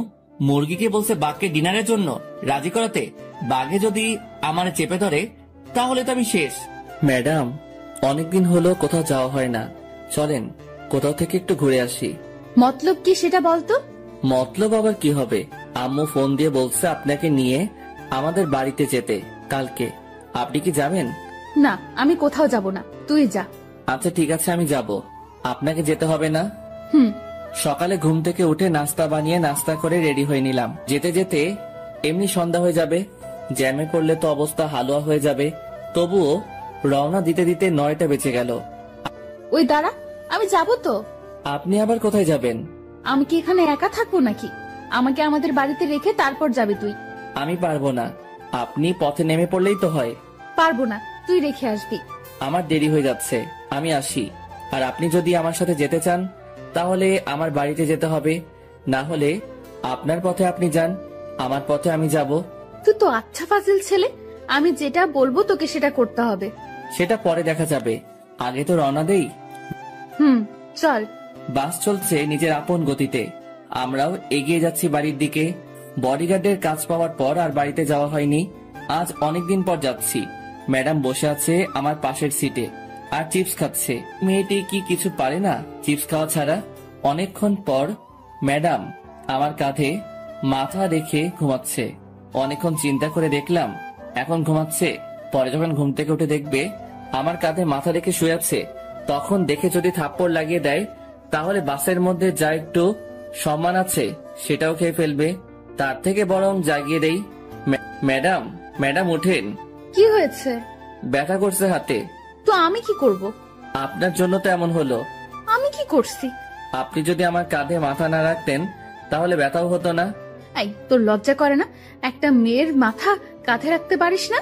আমার কি ঠেকা পড়ছে যে আপনার মাথা আমার কাঁধে রাখবো? বেশি কথা বলিস কেন? চুপ থাকতে পারিস না? না, পারি না। আবার কথা বলিস মুখে মুখে। এই তালা দিলাম মুখে, আর কোনো কথা বলবো না।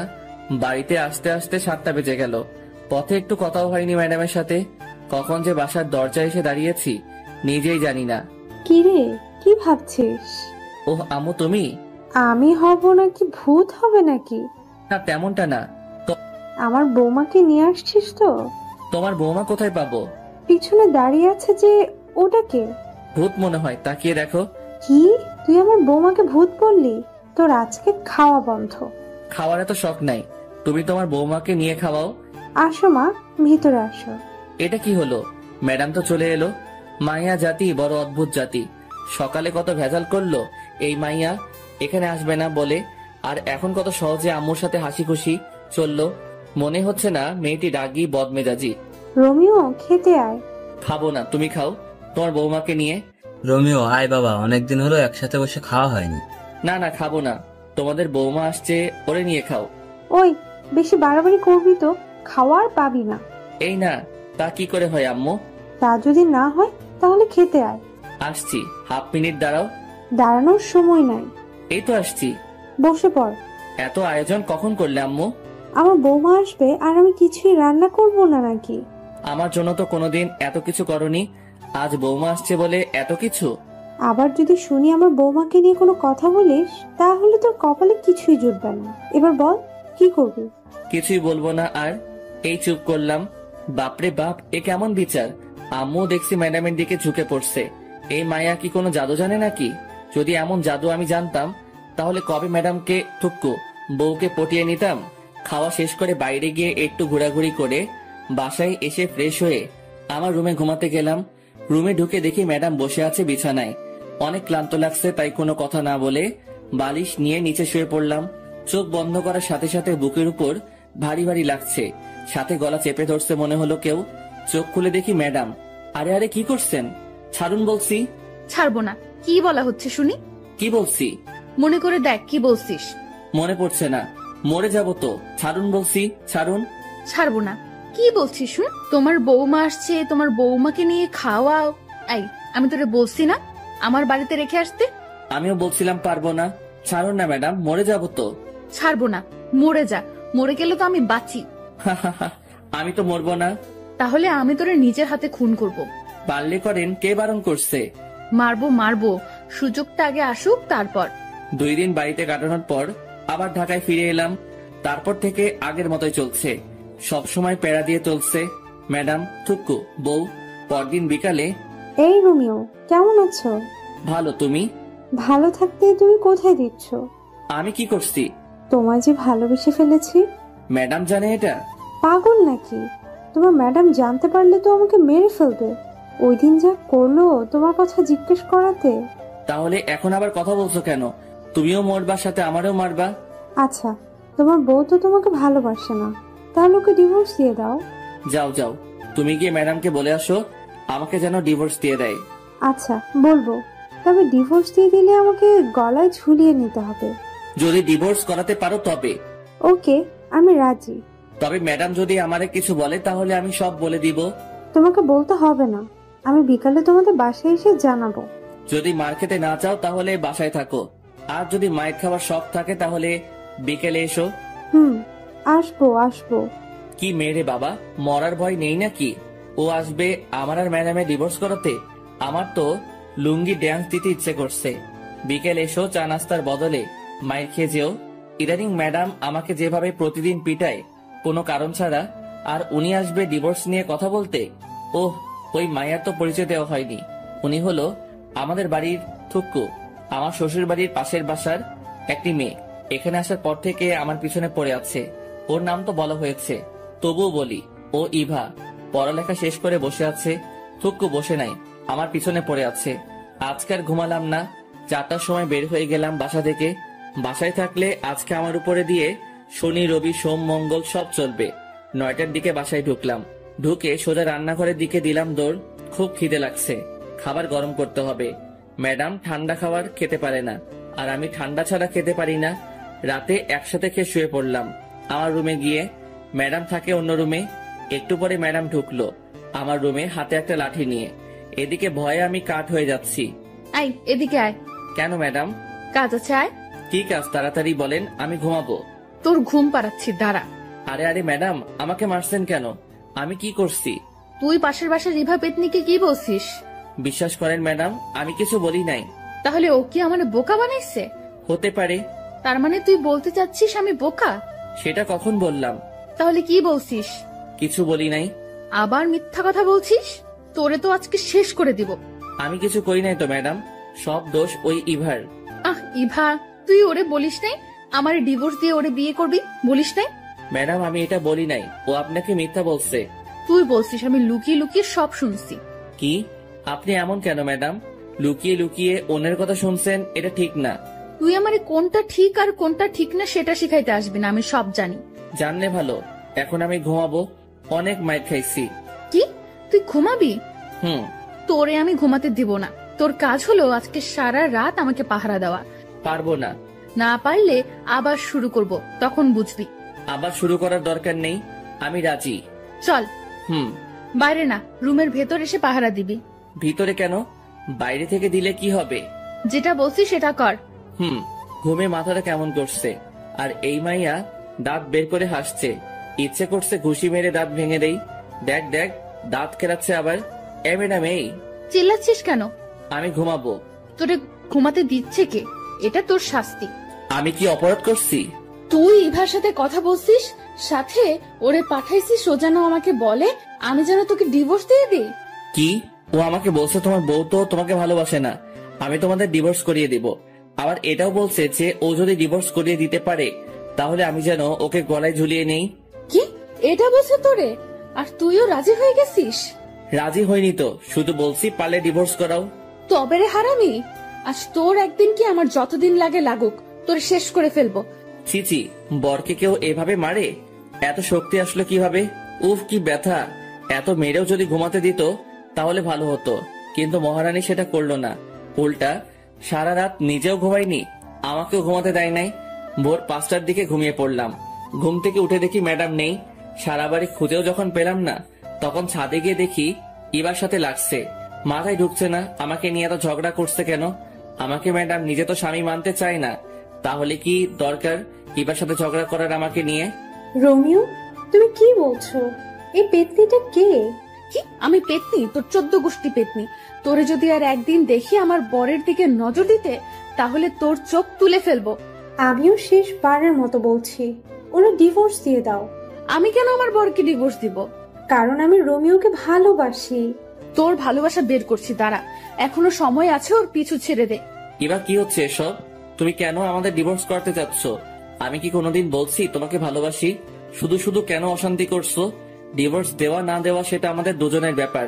আশা করি আমাদের মাঝে তুই ঢুকতে আসবে না। আর তুই এখানে কেন এসেছিস? চল ভেতরে চল, তোর ব্যবস্থা করছি। টেনে ভিতরে নিয়ে গেল। রুমে ঢুকিয়ে দরজা বন্ধ করে দিল বাইরে থেকে। খিদের জ্বালায় বাঁচি না। ম্যাডাম ছেড়ে দিন না আমাকে, নাস্তা রেডি করবো, খিদে লাগছে। ছাড়াছাড়ির কোনো কথা নাই, তুই আজ থেকে এই রুমে বন্ধ থাকবি। নাস্তা বানাবে কে? আমি বানাবো। রান্না করবে কে? আমি করব। ঝাড়ু দিবে কে? আমি দিব। কাপড় কাচবে কে? আমি। ইস, ঢং দেখে বাঁচি না। পারেন তো শুধু শার্ট প্যান্ট পরতে, আর আমারে ধোলাই করতে। কি কি বললি তুই? তোর খাওয়া বন্ধ আজ থেকে। ইয়াক থু, আপনি রান্না করতে পারেন নাকি যে আপনার রান্না খাবো? তোরে আমি মেরে ফেলবো। না মেরে ইভাকে দিয়ে দিন। আবার সেই ভাত? তোর মুখে কি আর কোনো নাম নেই? আছে তো। কে সে? আনন। তবে রে, তোর খাওয়া বন্ধ বলছি, বন্ধ। খাবো না। এসব কি হচ্ছে? কিছুই তো মাথা 16 জিবি মেমোরিতে ঢুকতেছে না। ম্যাডাম কি আমার উপর দুর্বল হয়ে পড়ছে? এটা কি করে সম্ভব? আমি কোথায় আর ম্যাডাম কোথায়? ম্যাডাম কি আমাকে ভালোবেসে ফেলেছে নাকি? যদি ভালো না বাসে তাহলে ইবার সাথে ঝগড়া কেন করছে আমাকে নিয়ে? তবে কি ম্যাডাম আমাকে ভালোবাসে? ম্যাডামের কোনো সারা শব্দ নেই। ম্যাডাম কি করছে দেখা দরকার, কিন্তু কিভাবে দেখবো? ম্যাডাম তো বাইরে থেকে দরজা বন্ধ করে দিছে। কি করা যায়? পাইছি, জানালা দিয়ে বের হব, কিন্তু কিভাবে? অবশেষে অনেক কষ্টের পর জানালা দিয়ে বের হয়ে ছাদে পৌঁছালাম। এবার দেখার পালা ম্যাডাম কি করে। চুপি চুপি এসে সোফার পিছনে লুকিয়ে পড়লাম। ম্যাডামকে কোথাও দেখছি না। একটু পরে দরজা খুলে বাসায় ঢুকলো হাতে কয়েকটা প্যাকেট নিয়ে। তারপর গিয়ে ফ্রেশ হয়ে এসে প্লেট নিয়ে আমাকে যে রুমে বন্ধ করে রাখছে সেই রুমে দরজায় গিয়ে বসে খাবার বের করছে। এইদিকে আমার অবস্থা খারাপ হয়ে যাচ্ছে খিদায়। চোখের সামনে গরম গরম বিরিয়ানি দেখে খিদের পরিমাণ আরো 3 গুণ বেড়ে গেল। 2টা প্লেটে বিরিয়ানি বেড়ে রাখছে। রোমিও, চুপ করে আছি। আয় রোমিও, খেতে আয়। এখনো চুপ? ওই আসবি নাকি মাইর খাবি? কোনো সারা শব্দ না পেয়ে রুমে ঢুকলো ম্যাডাম, আর আমি এই সুযোগে একটা প্লেট নিয়ে ডাইনিং টেবিলের নিচে বসে পড়লাম। ওইদিকে ম্যাডাম আমাকে খুঁজে খুঁজে হয়রান হয়ে যাচ্ছে। আমি খাবার তালে আসি। আয় বিড়াল, বের হয়ে আয়। ম্যাডাম আপনি কখন আসছেন? জানালা কেটে পালিয়ে এসে বসে বসে খাচ্ছিস? এই তুই না বসিস আমি রান্না করতে পারি না, তাহলে খাচ্ছিস কেন? আপনার রান্না হলে খেতাম না। কি? এটা আমার রান্না না? কি চিটিং মাইরি! বাইরে থেকে খাবার নিয়ে এসে নিজের নাম দিচ্ছেন। আমি বাইরে থেকে খাবার নিয়ে আসছি, কে বলছে তোকে? আমি দেখছি। তবে রে বান্দর পোলা। ম্যাডাম এটা কি হলো? কি হয়েছে? আপনার নজর খারাপ হয়ে যাচ্ছে ম্যাডাম। কি কি করছি আমি যে আমার নজর খারাপ হয়ে গেল?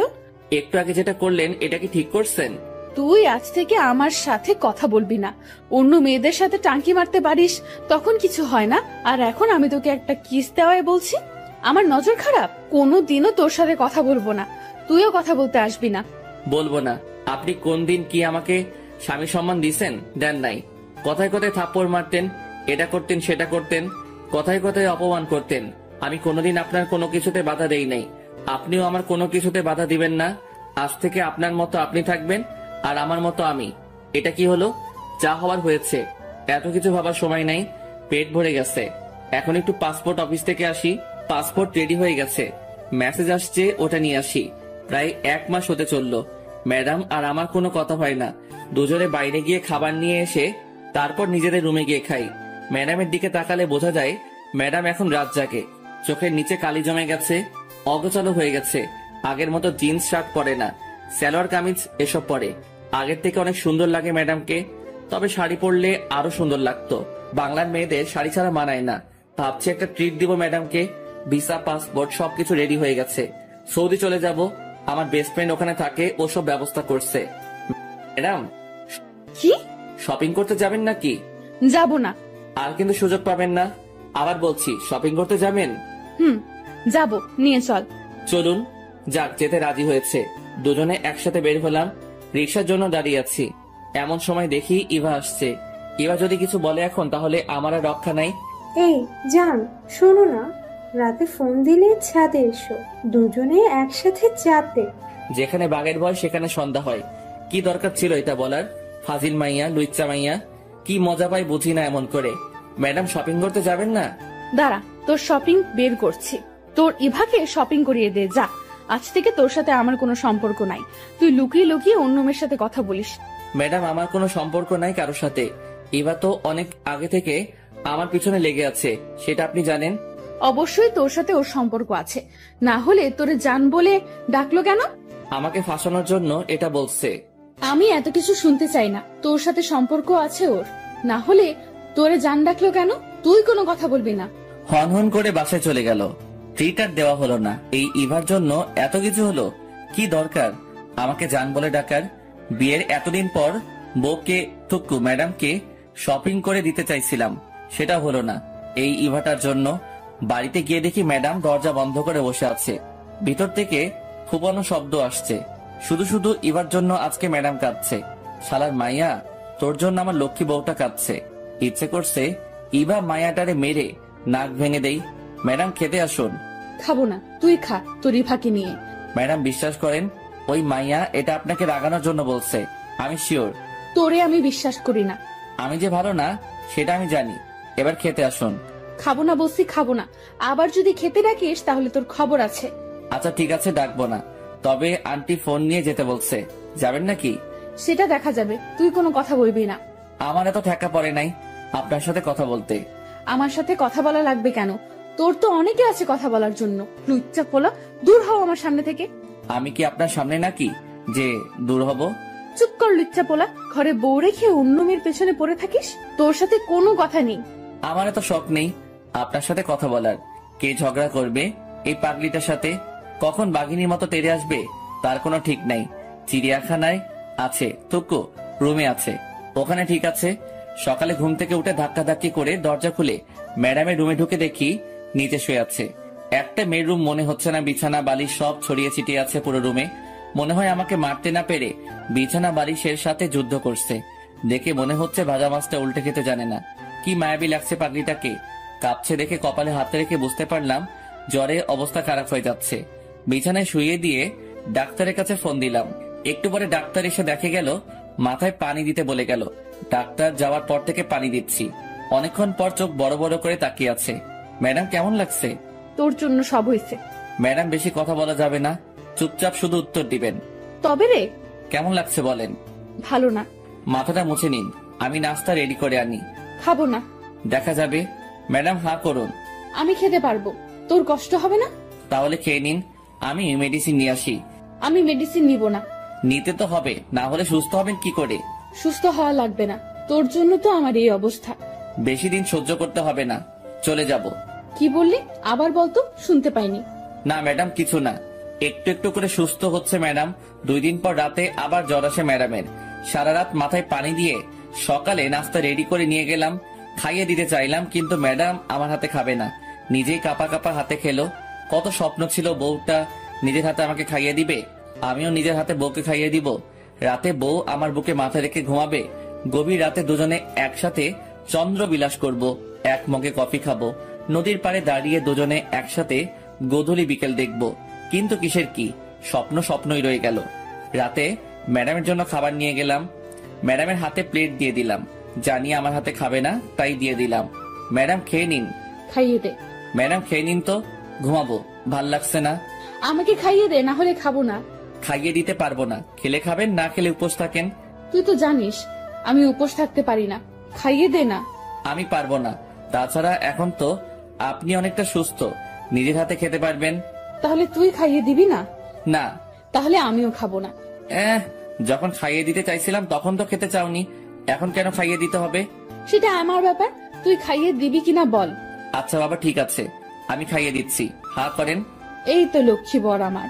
দরকার নেই আপনার বর হওয়ার। অন্য কারো হতে যা, তারপর দেখবি আমি কি করি। বকবক না করে খেয়ে নিন তো। খাচ্ছি তো। ম্যাডাম আপনি তো এখন সুস্থ। তো আন্টি ফোন দিয়ে বলছে যেতে। তো যেতে হবে, আমাকে বাড়িতে যেতে হবে আপনাকে রেখে। তুই যাবি না? যাবো তো, চলেন কালকে রওনা দেই। আচ্ছা ঠিক আছে। রাতে ম্যাডামের জ্বর আসতে পারে ভেবে সোফাতে শুয়ে পড়লাম। কিছুক্ষণ পর মোবাইলটা ডেকে উঠে তাকিয়ে দেখি কানন ফোন দিচ্ছে। হঠাৎ করে কানন ফোন দিল কেন ভাবতে ভাবতে ফোনটা রিসিভ করলাম। তাকিয়ে দেখি ম্যাডাম ঘুমাচ্ছে। হ্যালো কানন, বলো। দুলা ভাই কি করছেন? শুয়ে আছি, তোমার কি খবর? এই তো আছি। আমাদের বাসায় কবে আসবে? কালকে আসবো। তাহলে কালকে দেখা হবে, কথা হবে। এখন রাখি, বাই। বাই। এই এদিকে আয়। কি হলো ম্যাডাম, মাথায় পানি দিতে হবে? না এদিকে আয়। বলেন। কার সাথে লুতুপুতু করছিস? ছি ছি, কি বলেন এসব ম্যাডাম? আমি তো কারোর সাথে কিছু বলি নাই বা করিও নাই। আর মিথ্যা বলতে হবে না, আমি সব নিজের কানে শুনেছি। কি শুনছেন? হ্যাঁ, কানন ফোন দিয়ে জানতে চাইলো আমরা কবে যাব। চুপ, তোর কোনো কথা আমি বিশ্বাস করি না। আচ্ছা মুশকিল তো, বিশ্বাস করা না করা আপনার ব্যাপার। আমি সত্যিটা বলে দিচ্ছি। তুই কালকে আমাকে আমাদের বাড়িতে রেখে আসবি, থাকবো না তোর সাথে। আচ্ছা ঠিক আছে। সকালে ঘুম থেকে উঠে নাস্তা করে বেরিয়ে পড়লাম। সন্ধ্যায় গিয়ে শ্বশুর বাড়িতে পৌঁছালাম। সবার সাথে আড্ডা দিয়ে নিজের বাড়ির দিকে রওনা হলাম। বাড়িতে গিয়ে কয়েকটা দিন আব্বু আম্মুর সাথে কাটাবো। কিছু বন্ধু আছে, ওদের সাথে কিছু সময় কাটাবো। কখন আবার দেখা হবে। রাতে কে শুয়ে পড়লাম। আব্বু আম্মুও জানে আমি যে চলে যাব, তবে ম্যাডামদের বাসার কেউ এখনো বিষয়টা জানে না। ভাবছি যেদিন ফ্লাইট সেদিন জানাবো। 30 তারিখে রাত 2টার সময় ফ্লাইট, সবকিছু ঠিকঠাক। ইচ্ছা ছিল যেদিন যাব সেদিনই ম্যাডামকে জানাবো, সবাইকে জানাবো। কিন্তু এত খুশি লাগছে যে কি বলবো, তাই ফোন দিলাম। আসসালামু আলাইকুম আন্টি। ওয়ালাইকুম আসসালাম। কেমন আছো বাবা? জি আন্টি ভালো, আপনি কেমন আছেন? আমিও ভালো। তবে তুমি কিন্তু খুব খারাপ একটা কাজ করছো। ওদিন না থেকে চলে গেলে কেন? আন্টি বাড়িতে একটু কাজ ছিল। আন্টি যে কথা বলার জন্য ফোন দিছি তা হলো 30 তারিখে রাত 2টার সময় আমার ফ্লাইট। কি বলছো এসব? আজকে আমাকে জানাচ্ছ সবকিছু ঠিক করে? আগে জানাইনি তো কি হয়েছে, এখন তো জানতে পারছেন।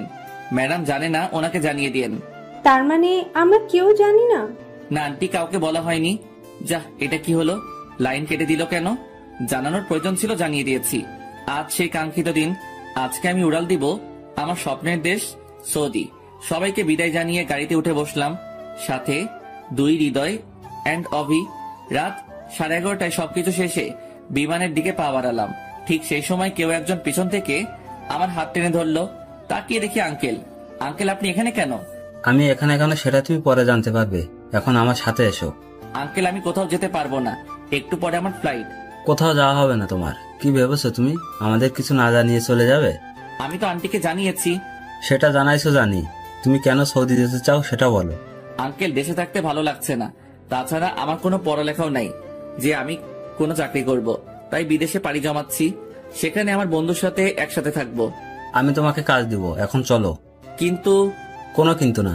তোমার আন্টি জানালো তোমার ফ্লাইট রাত 2টায়। আমিও 10টার সময় দেশে এসেছি, তারপর তোমার জন্য বসে আছি এখানে।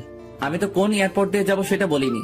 চট্টগ্রাম আর ঢাকা, এই দুইটার একটা দিয়ে তুমি যাবে আমি জানতাম, তাই চট্টগ্রাম এয়ারপোর্টে তোমার ছবি পাঠিয়ে দিয়েছি। ওখান দিয়ে তুমি যেতে পারবে না, তোমাকে আটকাবে। আর এখানে আমি বসে আছি। তাহলে কি আমার যাওয়া হবে না? না, হবে না। এখন তুমি আমার সাথে বাসায় যাবে। কিন্তু কোনো কথা শুনতে চাই না। অবশেষে আমি আমার শ্বশুরের বাসায় ম্যাডামের রুমের সামনে দাঁড়িয়ে। এখানে আসার পর থেকে শুনছি ম্যাডাম রুম থেকে বের হচ্ছে না, খাচ্ছে না, শুধু কেঁদে যাচ্ছে আর বলছে রোমিওকে এনে দাও। কয়েকবার ডাকার পরও ম্যাডাম দরজা খুলছে না। তারপর আর কি, আমার দানবের মতো দেহটা দিয়ে ধাক্কা দিয়ে দরজা খুলে দেখি ম্যাডাম ফ্লোরে বসে আছে, চোখ দুটো লাল হয়ে আছে। ম্যাডাম আসবো তাকিয়ে আছে, কোনো কথা বলছে না। ম্যাডাম কথা বলবেন নাকি চলে যাব? আরে ম্যাডাম কাঁদছেন কেন? আমি তো কোথাও যাইনি। কি করে ভাবলি আমি তোকে যেতে দিব? আমার কথা একবারও মনে পড়েনি? বল, আমাকে একা রেখে কেন চলে গেলি? কোথায় গেলাম? যেতে তো চাইছিলি, বল কেন এমন করলি? তোরে ছাড়া আমি থাকতাম কি করে বল? সেটা আমি কি করে বলবো? কি করে বলবি মানে? আমার বুকের বাপাসের জায়গা করে নিয়ে এখন বলছিস তুই কি করে বলবি? তুই জানিস না আমি তোরে ভালোবাসি। ম্যাডাম আপনার কিন্তু নজর খারাপ। হ্যাঁ, নজর খারাপ হয়েছে আমার। এমন একটা ছেলে চোখের সামনে থাকলে যে কোনো মেয়ের নজর খারাপ হবে। তাহলে ইভার দোষ কি? তুই আবার ওই পেতনির নাম নিয়েছিস। তোরে আজকে কি আর করবেন? দেখ কি করি। ম্যাডাম সত্যি বলছি, আপনার নজর পুরো খারাপ হয়ে গেছে। আমি তোর ম্যাডাম না, তোর বউ, ঠিক আছে? তাছাড়া নজর তো অন্য কারোর জন্য খারাপ হয়নি, আমার বরের জন্য খারাপ হয়েছে। তবে আমি কিন্তু একটা জিনিস খুব মিস করব। কি? থাপ্পড়। তোরে তো প্রতিদিন থাপ্পড় দিব। আমি রান্না করতে পারবো না আজ থেকে।